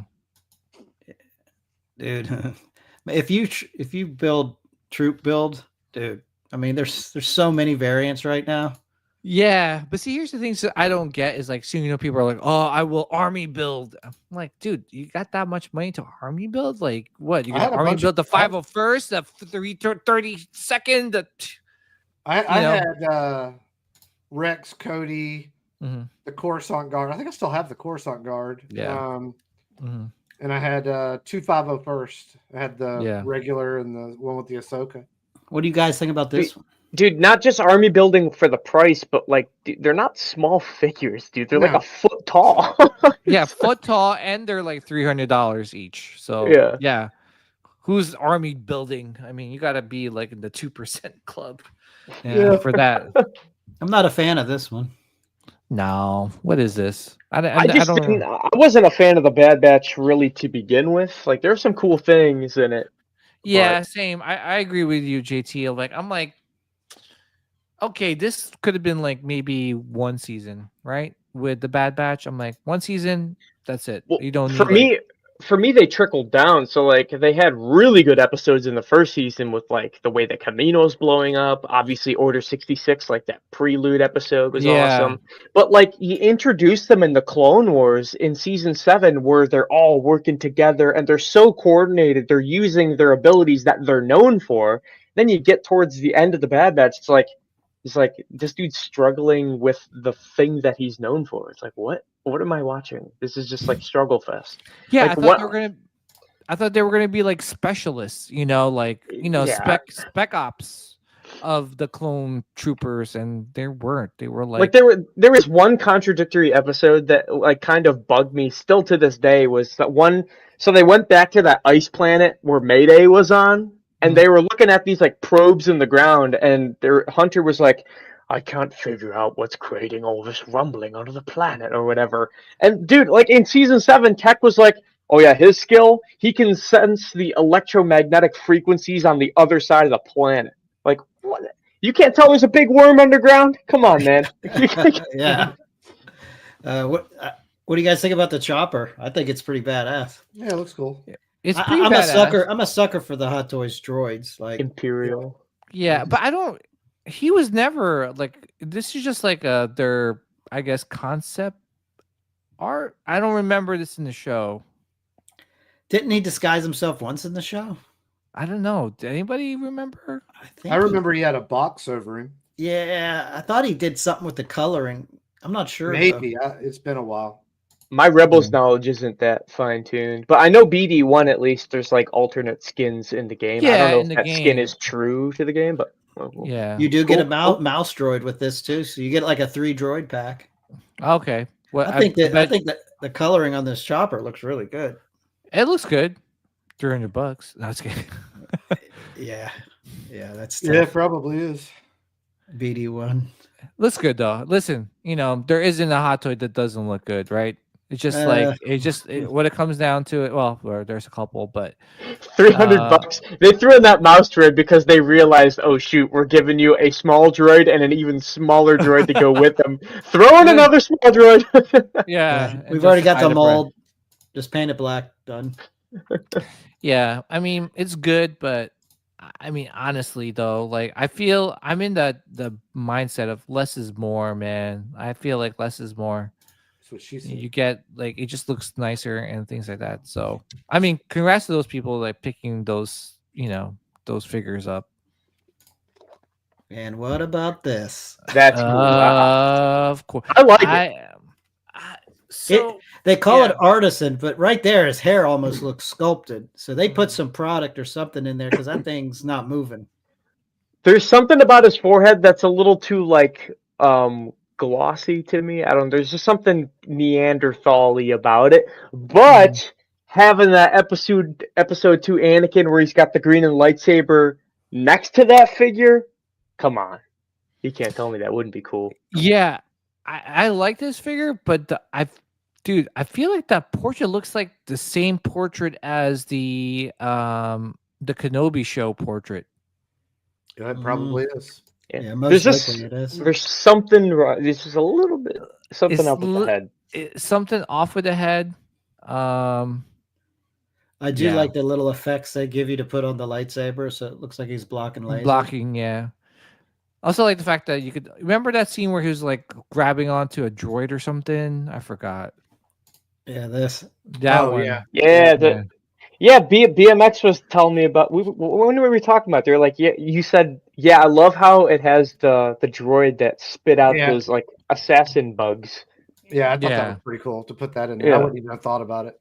Yeah, Yeah, It's that's pretty pretty cool. cool. Makes you want a Zam Wessel figure, man, and a Django figure. And then you get sucked into I the bet you rabbit the hole. Zam would look oh, pretty dude, that's badass. how it happens, man. I bet you the Is that Zam the pro- figure would look really good. Wait, which is the sculpted one, and which is the artisan? Yeah, The this one is just on the the right looks artisan. better, in my opinion. I like the one on the right. The one on the left looks fuller. No, that's the same, right? They're just It showing is? you that the eyes move. Oh, okay. Yeah. Better angle. You know, the camera has 10 pounds. I think I still have Yeah. my Jenga. Do all of the sideshow figures that come with the lightsaber have the alternate like blade swoosh effect? Yeah. Yeah, I was that gonna say, became 'cause normal. I seen that on a lot of figures. I don't know if it was like a standard thing that came with them. Yeah, they've been doing it for a while. Unlimited Dude, power. I had to bring ammo. that is The badass. attempt on my life has left me scarred and deformed. So you get 2 head sculpts with it, which is Yeah, nice. man. Hey, I've been listen. wanting that one for a long If time. I was collecting Hot Toys still, this would definitely be added to my collection. man. Absolutely. So are they still doing? Because right here they're showing a photo of 2 lightsabers lit up. Mhm. Is it? Oh, okay. Never mind. This picture. I guess you can put the swoosh blade in that hilt and light that up as well. Yeah. So it's just the one. Unlimited. I mean, be reorganized into the first galactic empire. no, see, I don't understand. Like, why does he have to shoot him and say unlimited power? Like, Just to let him know that he was never tired, he was never drained, that he has full command. It's like Flexing. he's like I think no, but the thing too, I think Mace is feeling it. Yes. It's like, Yes. oh, Good, okay. that's Like good. it's burning him from the inside out. It's like if I was Mace, I'm like, really, dude? Like, I'm feeling it. I get Yeah. it, dude. You don't have to say it. It's like I'm punching someone. I'm like, hey, I'm punching you now. Well, if and you harder and remember- harder. When he is like shooting Mace and Mace is blocking it with the lightsaber. And then he's like, I can't hold it anymore. I'm so weak. You know, he's basically playing possum. And then once his arm gets cuffed off, he's just like, you know, unlimited power. Like he's just letting him know, like, I have it. It's unlimited. Like I can't get tired. I Like- know, but it's still, man, it's just funny. It's Palpatine. It's like, I'm like the Energizer Bunny. yeah, I it's just know, like but- him cackling, fighting Yoda. You know, it's just like it's yeah, what that's- he's been waiting for his Yeah, whole life. Yeah, that's fine. Like, you know, like people laugh when they're like getting like punched in the face, but like no one's yelling out, I'm punching you harder. Pow, pow, pow, pow. Yeah, Like, you know, true. like True. Yeah, I mean he's being cocky. Like Yeah. I don't know if he's Yeah. just cocky or I'm sorry, George. Poor writing. Thank you. Like, I I'm think like, it actually oh. fits. I mean, he said to Yoda, he's like, I've been waiting for this a long time. no, dude, that's fine. Not PJ sending in a letter to Lucasfilm 20 years later. Hey man, I didn't think you did this scene right. I know. Out of all the things that were ever said in Star Wars, this definitely is not one of the worst. Yeah, like- no, it's not the worst one. Yeah, no, it's it's like- not. Look how good the sculpt is. So It this- is amazing. Like It is it's menacing. badass. Like dude. That's just Like, that captures him Palpatine so became well. like one of my top Oh yeah. characters in Star Yeah. Wars. Like Oh, Oh yeah. yeah. I loved him Dude, from this Jedi. I'm a big goat, fan. absolute goat. Oh yes, For- absolute goat. But I'm gonna say Look this. at that. I'm gonna say Cool. this. To me, he's not the goat in the sequels. That's all I'm saying. No, He wasn't supposed to be in the sequel. no, It he wasn't supposed What to are be in the these sequel. sequels you speak of? Yeah, No, somehow because Palpatine returned. my wife went on a like a little like Star Wars kick Damn, and look how good ended that up watching the last scene of was that Rise of Skywalker, And then it was the same thing, like where he's shooting the lightning and Rey's like blocking it, and it's like reflecting back at him. I'm like, dude, Makes no sense, dude. Like, you learned it from the first time that it deformed you. Why are you still shooting the? Okay, well there. It melting him away made no sense. If you read the novelization of Return of the Jedi, like the question was asked, well, when Vader picks him up, why didn't he just stop with the electricity and fight back? He was so like engulfed in it and angry that like he was consumed by it. He just couldn't stop. Like he was so in the moment. So I guess the same logic would be applied there, but it made no sense that he just melted him away. Damn, that's a good looking figure. Yeah, it's good. It really I've been wanting this one for a long time.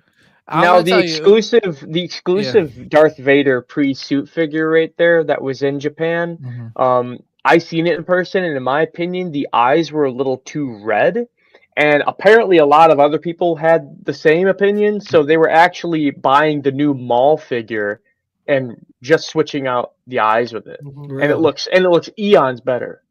Yeah. And then the people like the sweaty collectors, for Sideshow that missed out on that figure, seeing this new Palpatine figure getting announced with that in the photo right there, they see that photo, they are so sad.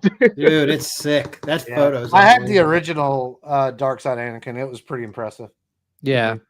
This guy on Instagram I follow, 6 Scale J. He does repaints of Sideshow figures. I saw that one. Gosh, so good, dude. He puts burn effects and amazing. Damn. Unlimited. Okay. We have a contest, the best Palps voice. All right. So here's the last one I have. Unlimited power. Okay. Nihilus. Badass too. Yeah, it's nice. I know. The wound in the Force. Catman. I always say his face looks like a cat. There's not even a body in there. It's just a floating pair of robes and mask. It should be half price. What the hell? Yeah, it's pretty sick. Yeah. Throw in a mouse droid. Yep. That's awesome. Dude, I love it before they do the EU. How long do you think it'd be before they do Bane? Which one? Darth Bane? No, but like Orbalisk armor Bane or like Clone Wars samurai armor? I'd probably say, fuck it, they'd probably do both. Why not? That's fair enough. I mean, if you do the Orbalisk, you can like maybe have a head sculpt where you can switch it out and just have the cloak, like on Dynasty or whatever it's called, the one book. Yeah. Yeah, I think that would be the better one instead of that armor one. But my cummerbund of that Starkiller figure is based off of the Sideshow figure right there, because of the type of leather that they used is this like ultra pebbly looking tight stuff in the deep grooves and everything. So that's what we based it off of when we made that. So, yeah, that's awesome. So I saw Janine's in the chat, so I did want to acknowledge, Scott Berry, if no one knows, he's one of our brothers over at Spice Runners, had a heart attack last week. I believe he's back home. He's doing well. So we just want to send prayers out to Janine and Scott and the family, and just hopefully for a speedy recovery, and then we can get him back online just so we can bust his chops a little bit, because we love the boy. Yeah. Scott's a good guy. Yeah, Scott's a great guy. And it's crazy that what's one thing I love about Star Wars, right, and the Star Wars fans, that we might have some disagreements, or we don't see eye to eye sometimes, but when it comes to seeing our fellow Star Wars colleague, friend, family go through something like this and survive, because you had all the people praying and and reaching out and hoping the best for Scott, and it paid. It showed. It was it was something beautiful to see, actually. everyone coming together in the community Absolutely. to show support. And he's not blood family, but you act like it, you know. Like what you said, the Star Wars community just brings everyone. Like you can wish the best for someone you probably haven't even met in person before. I haven't met the guy, but I talked to the guy a couple times, and I was wondering about him. So yeah.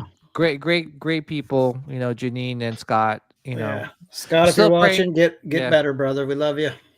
Get better, Scott. We'll see you. Here with us soon.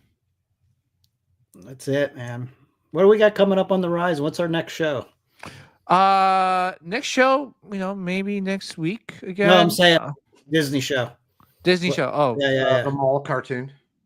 Yeah, that's not until next year, though, right? Oh, then Ahsoka. Shadow Lord. Yeah, Ahsoka's supposedly filming right now, right? It's supposed to be coming out at the end of the year, beginning of next year. I think it filmed a while back. Yeah. Oh, it did? Yeah. I remember hearing something a while back, like they were getting ready to start.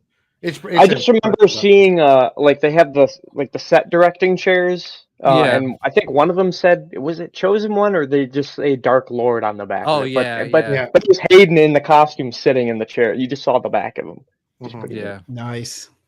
Yeah, I hope that show is really good. I mean, I enjoyed season 1, but I felt like it could have been better. I was really thrown off with some of the fight scenes, and and to me, I'm sorry, not I get people can be force sensitive and be in tune with the force, but not everyone has to be a Jedi.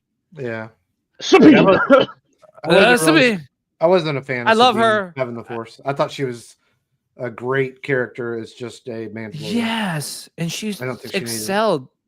I don't think she needed to be a Jedi. She was It kind of stole the show away from Ezra, in my opinion. Yes. Agreed. Focusing on her. Yep. Like we forgot like Ezra was there. Like Ezra was just. Yeah, I would have rather all the time character. with her and Ahsoka discussing all that stuff. Just put that character development into something else.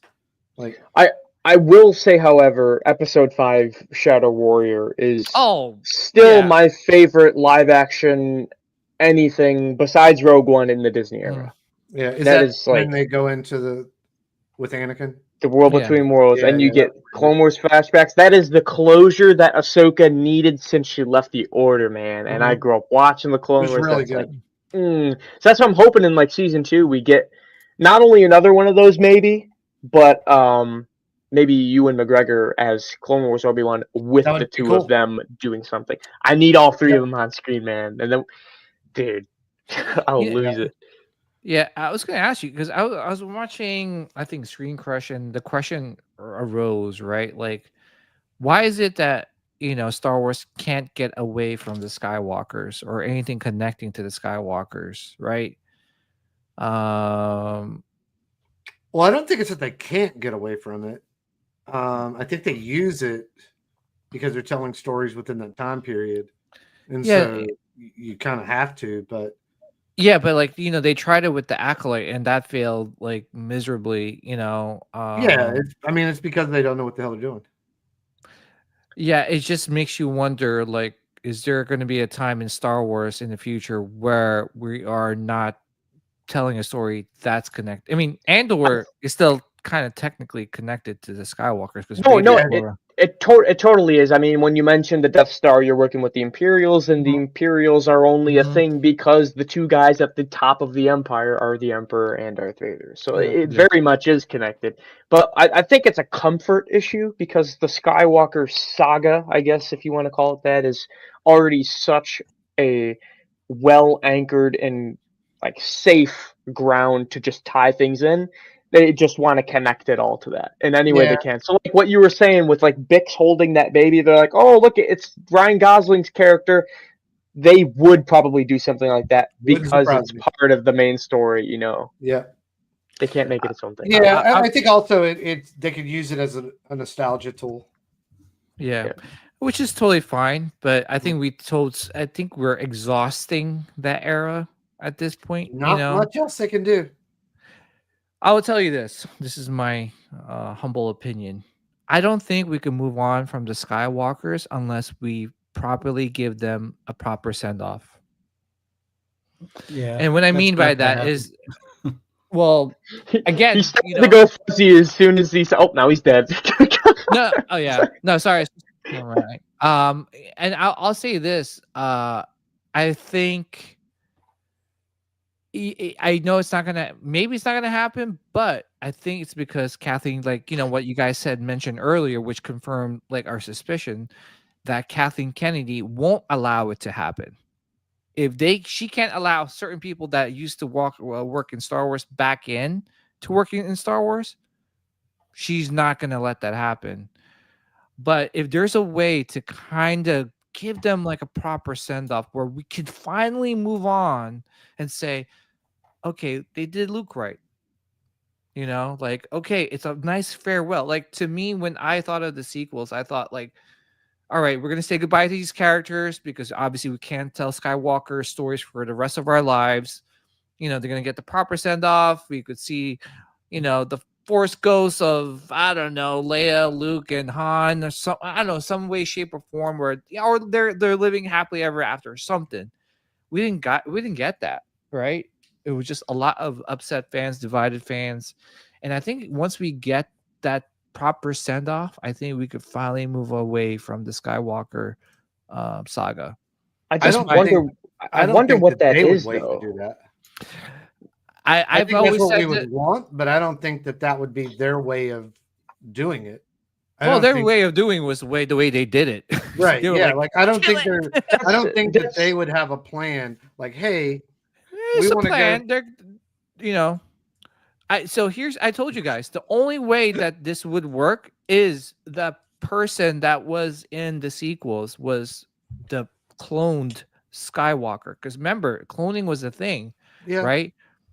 So they're even exhausting clones, though. Like they keep bringing people back from the dead and cloning people. Yeah, I mean, like again, it's just because they don't know what else. Like what Anthony said, they don't know what they're doing. And I'm telling you, if we could just get just close the lid on it properly and say goodbye, I think we could finally move on to other where we're not like, oh well, that's not lingering in your mind. I just wonder what that is, though, because even Kathleen Kennedy, she said herself, like, I'm not retiring until I get a huge W, right? Like she wants this awesome send off win. What is she talking about? Because we keep getting pumped out new stuff. So like, what is to her standard that epic W that's gonna be like, okay, bye guys, I did my part, the thing too is that like it's the writings on the wall. The writings on the wall, and the reason why I'm saying this is that they're slowly taking out the merchandise out of Galaxy's Edge. All the First Order Stormtrooper stuff that's in that corner, they're putting Darth Vader stuff there now, right? Where before you were supposed to be immersed in the sequels and nothing of the original trilogy is supposed to be around except for Millennium Falcon and Chewbacca, but they're still part of the sequels, right? So now if you they're adding more scenery to the Millennium Falcon ride where you could actually travel in Naboo, Coruscant, or whatever the case is, instead of just that one specific ride through to get the coaxium, whatever. So it's like they know nothing's selling from the sequels. So maybe they're slowly realizing, like, hey, we effed up. Nothing's selling. No one's buying this shit. Like, we got to figure this out, right? Like, I think if we do that, I'm telling you, people will move on. People will start buying stuff, and we could, I don't know, start exploring other stories without be like, well, it's connected to Skywalkers. I I don't know. We'll see. I'm excited. I'm excited.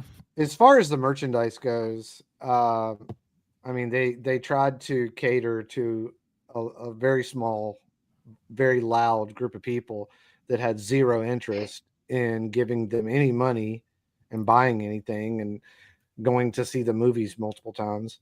I mean, these people didn't give a damn about Star Wars. They just wanted to implement their agenda. And then as far as like her big win, I think it's delusion. I don't think that there is. I mean, she may want it. Like, I mean, who would? She already got a big win. She got Andor. It's going to win a few Emmy awards. I think they did such a great job. Yeah, that's a big win. Yeah, I mean, I don't fault her for wanting to go out with like a big. I don't know what else she wants. Delusion.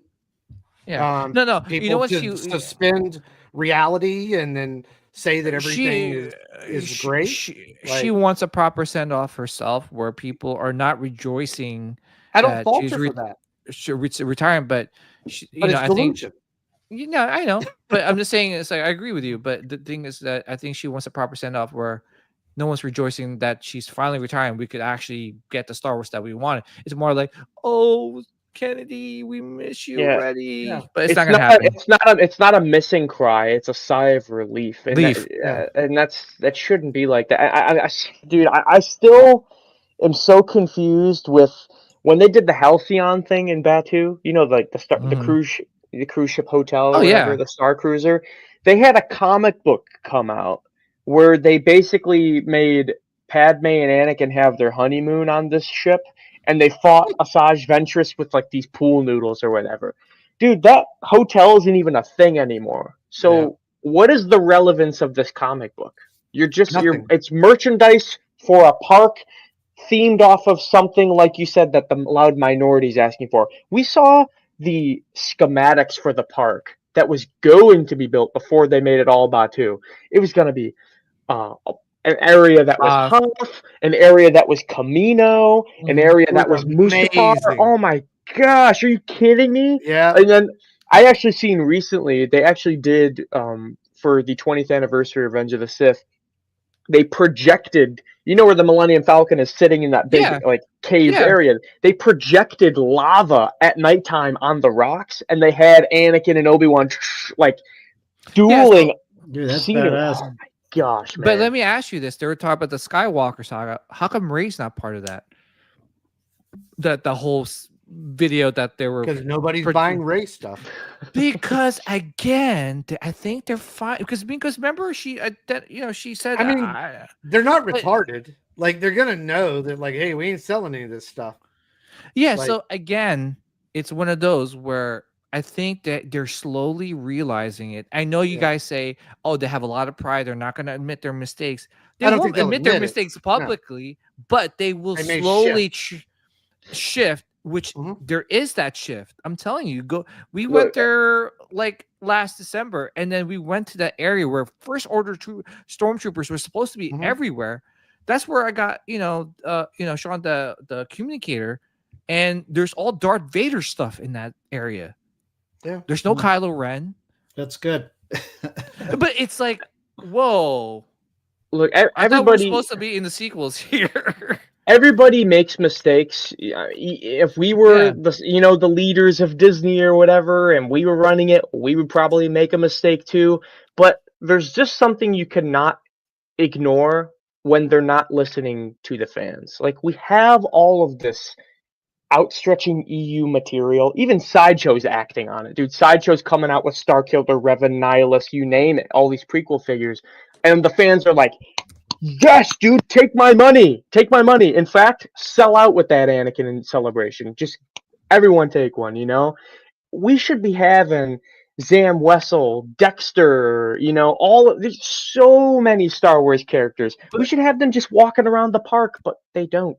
But see, here's the thing, Revenge of the Sith, right? Because, I remember there was in Bob Iger's book, he said that, like, that's the reason why they didn't want to take George's treatment for the sequels, because they read the critics opinions on the prequels, right? But here's the thing, Revenge of the Sith comes out and makes almost did it make $1 billion in the box? I think it was close. It was worldwide. close, though. It was worldwide. On the resale. Yeah, it was like 900 million or something on a movie that came out 20 years ago. I mean, that's a huge statement. Yeah. So they should look at that and say, wait, we didn't even do anything. We didn't film anything. PJ, we just We just put it back on the movie theaters. And We had $1 more billion. in sales for a movie that came out 20 years ago than we did in Snow White. Yeah. What the fuck does that say? Yeah. And again, they like money, so money talks. So I just get disappointed, man, because the true Star Wars fans, we know what we want. Oh, of course. They're not, and they're not listening. I've been saying it forever. Like, if you make us happy, I've yet to hear an argument that in order to get normies to watch it, you have to change it so that the diehards don't like it. Dude, at ICC Con, I was walking around and I found somebody was selling for $35. I should have picked it up, but I waited too long. My friend Connor ended up getting it from Beyond the Dune Sea. He ended up getting it for his display. I was like, "You got that?" Man, me and Tony were eyeballing that. We were gonna buy that before you, damn it. It was I don't know, 4 foot by 1 foot tall cardboard kind of store display, and it had the lava and Vader's helmet. It was from like Toys R Us when they were pumping out all the figures and everything.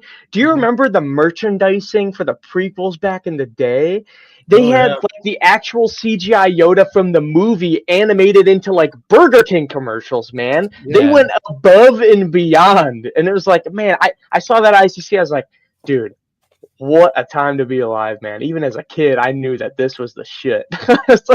Yeah, man. Oh, it was so good, man. Like, it's crazy. I want to recapture that, you know. Maybe maybe the success that Revenge of the Sith had was an eye opener. Like, I mean, something has got to register to where they actually realize, you know what? We've been trying to force feed people into something else, and these people don't like it. And the people that they're catering to, they're not buying it. Like they're not a customer. And so I've been saying forever, if you just keep it true and you make it like good to where like Star Wars fans love it, then the normie is not going to know any better. And I can't think of any reason that they would not like it. And then, you were saying how there's all this EU stuff. Well, here's the big problem is Kathleen Kennedy said that there is no, they don't have books and comics like Marvel does to where they can go make She said source material. They should really talk to JT, because I know JT is a big comic book guy and EU guy, and he you collect a lot of the Legends comic books. But I mean, the fact that she said that goes to show that she's completely either incompetent or ignorant, and then I don't really care which one it is. It makes no difference to me. I feel like Robin Williams. I feel like Robin Williams with this big beard, like what year is it? And I'm like shaking like this, like feet position. Like, I have all the answers. Yeah, when she said that, I just looked and I said, "Oh, they're fucked. They're absolutely fucked. There's no coming back from that." But I just hope that they realize it's just let's just give them the proper send off in some way, shape, or form. And like I said, it's still doable. Like, I know the clone thing is getting like a little crazy now, but just do one more time where say that Luke Skywalker we saw in the sequels, that didn't want to save everybody, blah, blah, all that stuff, is not the real one. And the real one is in what's that Peridium? Where's Ahsoka now? They're there. Oh yeah. Yep. Off-world.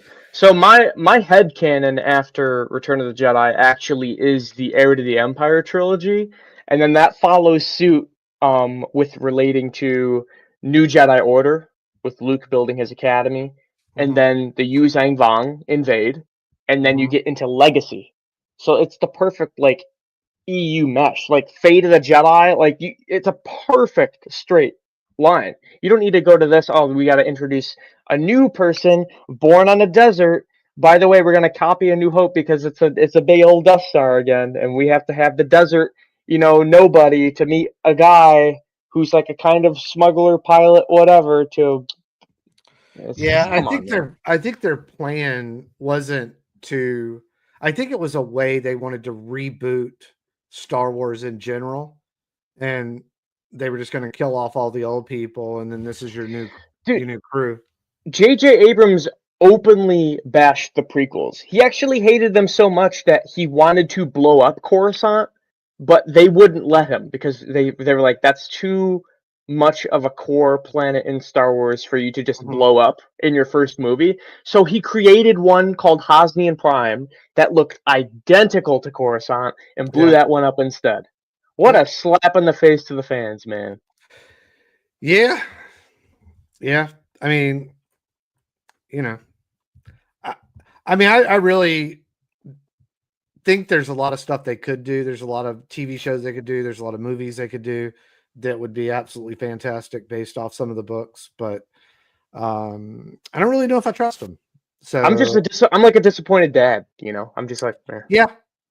I mean, I could think of probably 4 books off the top of my head that if they could make multiple seasons of a TV show or trilogies that would be out of this world.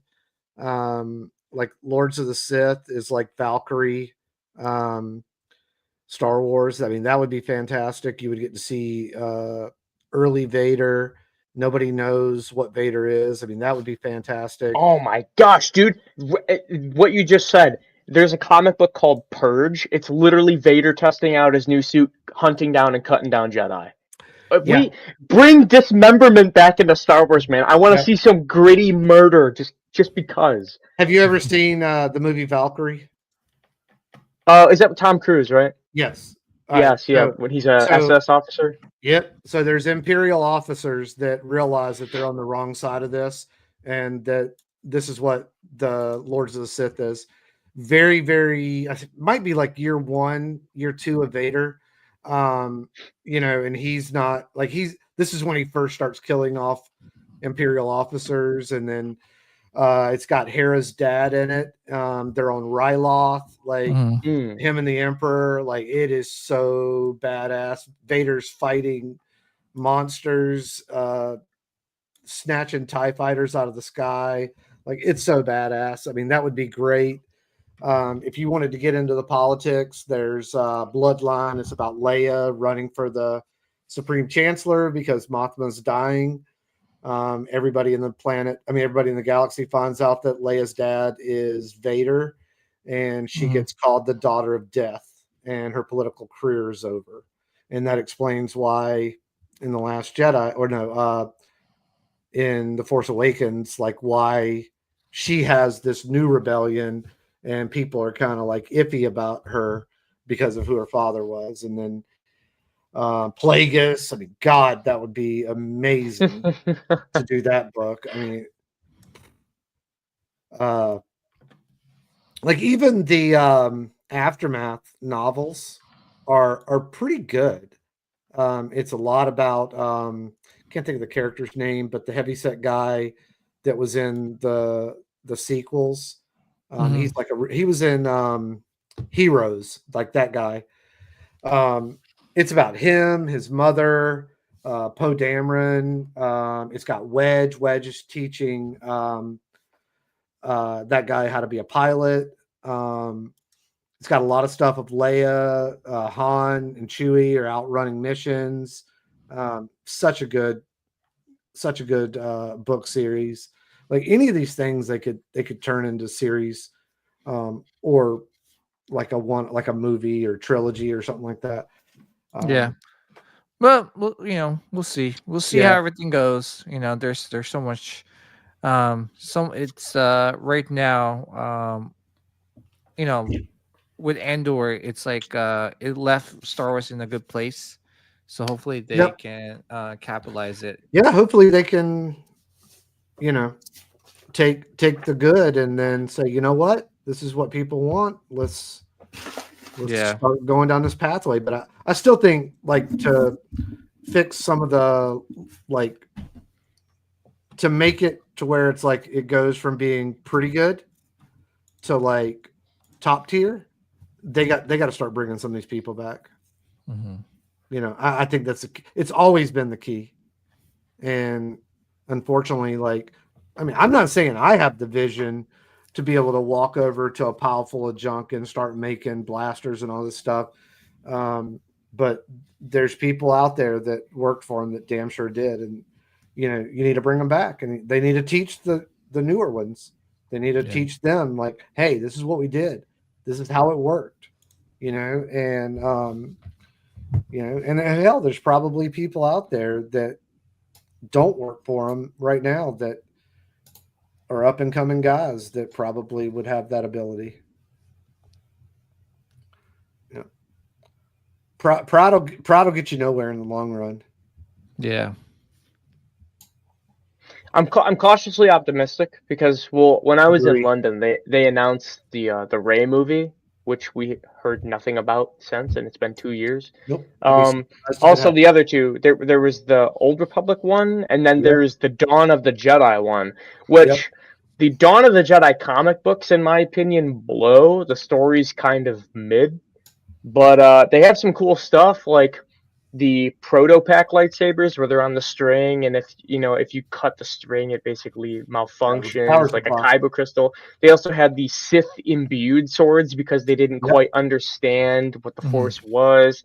So that's interesting, but if you're gonna make the ultimate prequel of prequels, it's a low bar to hit because the comic books are really not the best version of source material, but you still got the other, like, movies to look up to. Like, the prequel of prequels also has to hit the standard of, oh, this is gonna end up becoming this. I think that's what made the Plagueis novel so good, was like when you listen to the audiobook and they're talking about this plasma source on Naboo with, like, the reactor room and everything, and they're talking about Maul doing, like, I found this guy, his name is, Maul, we're gonna train him up or whatever like that. And then you watch the Phantom, it makes the Phantom Menace better. It just makes it that much more cool. Kind of like how we're talking about Andor makes Rogue One better. Like, this prequel stuff, it's a low bar because it's new, but it also has to meet a certain status quo with pre-existing material. That's what the fans want. The fans don't necessarily want new stuff, like they do, but they more importantly want you, when you make the new stuff, to respect the pre-existing stuff. Dude, imagine how much, almost equally important. Like how good if you did a trilogy of the Plagueis novel, and starting it out like kind of like when he's gonna kill Tenebus, and then having the whole thing like with Palpatine. They could almost run Palpatine as a little kid like they did Anakin, and then get it to the point. Like, how badass would it be? Like, if it gets to the point and you have like the whole thing, the night that he becomes Chancellor and he kills Plagueis. Like, it would just be like, I mean, it directly ties right into it. And that scene ties right up until the butt end of the Phantom Menace, when he looks at Anakin, I will watch your career with great interest. Yeah. And like, oh, dude, this dude just killed his dad. Yeah, and his master. Yeah, but no, I was thinking James Franco or Tom Hiddleston would be my fan cast to see a young Chief Palpatine. I used to say that, but like I am dead set. I think they need to get away from the big stars. No, I agree with that too. I also, like, if I'm saying just for fan cast, like, if they are going to fan cast, those would be my picks. But I would prefer, like you said, to have a nobody. 10 years ago, I think Hiddleston would have been a banger. He's almost too old now. Maybe, I don't know. We'll see. But like I don't know. I like in the book, man, they have Higo Damask, Plagueis, disguised as a senator. I'm part of the banking clan, whatever. He goes up to that other senator, electrifies his hand, kills him with a handshake. Yep. What happened? Like, dude, I want to see that on screen, man. How about when he walks over and he's talking to the Jedis, and it's Qui-Gon. Who was it? It was Qui-Gon. Like, towards the end of the book. Yeah. Because we're getting to the point where he was actually trying to go to Padme's room, because he had heard about Anakin. Yeah, his accidental immaculate conception. Well, it was the answer, like when Plagueis and Force answered back. Yeah. It was nature's way of trying to balance what they were trying to do. Which is another thing I believe the casual fans, like my parents, should get to see. They should see, like, they watched the Clone Wars with me growing up, and they're like, what is Yoda's talking to the Wills? What the hell is a Will? Yes. You know? Mm-hmm. What are the Mortis gods? For the normal fan, you could almost play that scene up where, like, you know, just like they did with like the episode 7 of Clone Wars, and you can have like where Plagueis is right up in the mix of everything and missed Anakin by minutes. He's walking up and trying to talk to Jedi, and they don't even recognize, they don't even know what he is. He doesn't put off any aura to them. Like, yeah, it would be so good. Like, this is a deep rabbit hole, man. We could be doing this for hours. Yeah, which, by the way, I don't think I could do it. I think we've met our time quota for tonight. This is the first time that I sat there, somebody that knew the books like I do, and sat there and we could geek out on all this stuff. But like I've been telling them forever, like some of these books are freaking amazing. Have you ever read Catalyst? Catalyst? No, I have not. You mentioned that a couple times. It's the prequel to Rogue One. If you think Andor makes Rogue One good, listen to the audiobook of Catalyst. It is all the stuff. It's all about Galen and Krennic. It's top tier. Like and it's actually one of the shorter novels. And it made, I listened to it before, like a month before Rogue One came out. I went into it. The first Anthony, before we go, we gotta go. Okay. All right. Okay. All right, guys. Sean, take it away, sir. Hey, we got another one in the books. Books. Yep. We made it through another episode with me hosting. So yeah, actually, you did a great job, Anthony. Sean. I wasn't that great of a job. He can't even remember my name after 3.5 years. I know. It's getting late. It's 11. It is. But no, great job, Sean. That was give Sean applause. Did such a great job. Golf clap. Golf clap. Golf clap. But yeah, we do. I was looking. Ahsoka doesn't come out until after the Mando movie next year. Oh, same thing with Maul. So I think we're probably next summer. Yeah, there's in May. Yeah, we'll see Sigourney Weaver first, then. Yeah, that's what we're gonna see. So it looks like we got some hot toys and cons to talk about because hot toys will not stop. But guys, thanks for tuning into another episode of the Sithcast podcast, and we will see you on the flip side of next week. All right, peace. Peace. Later.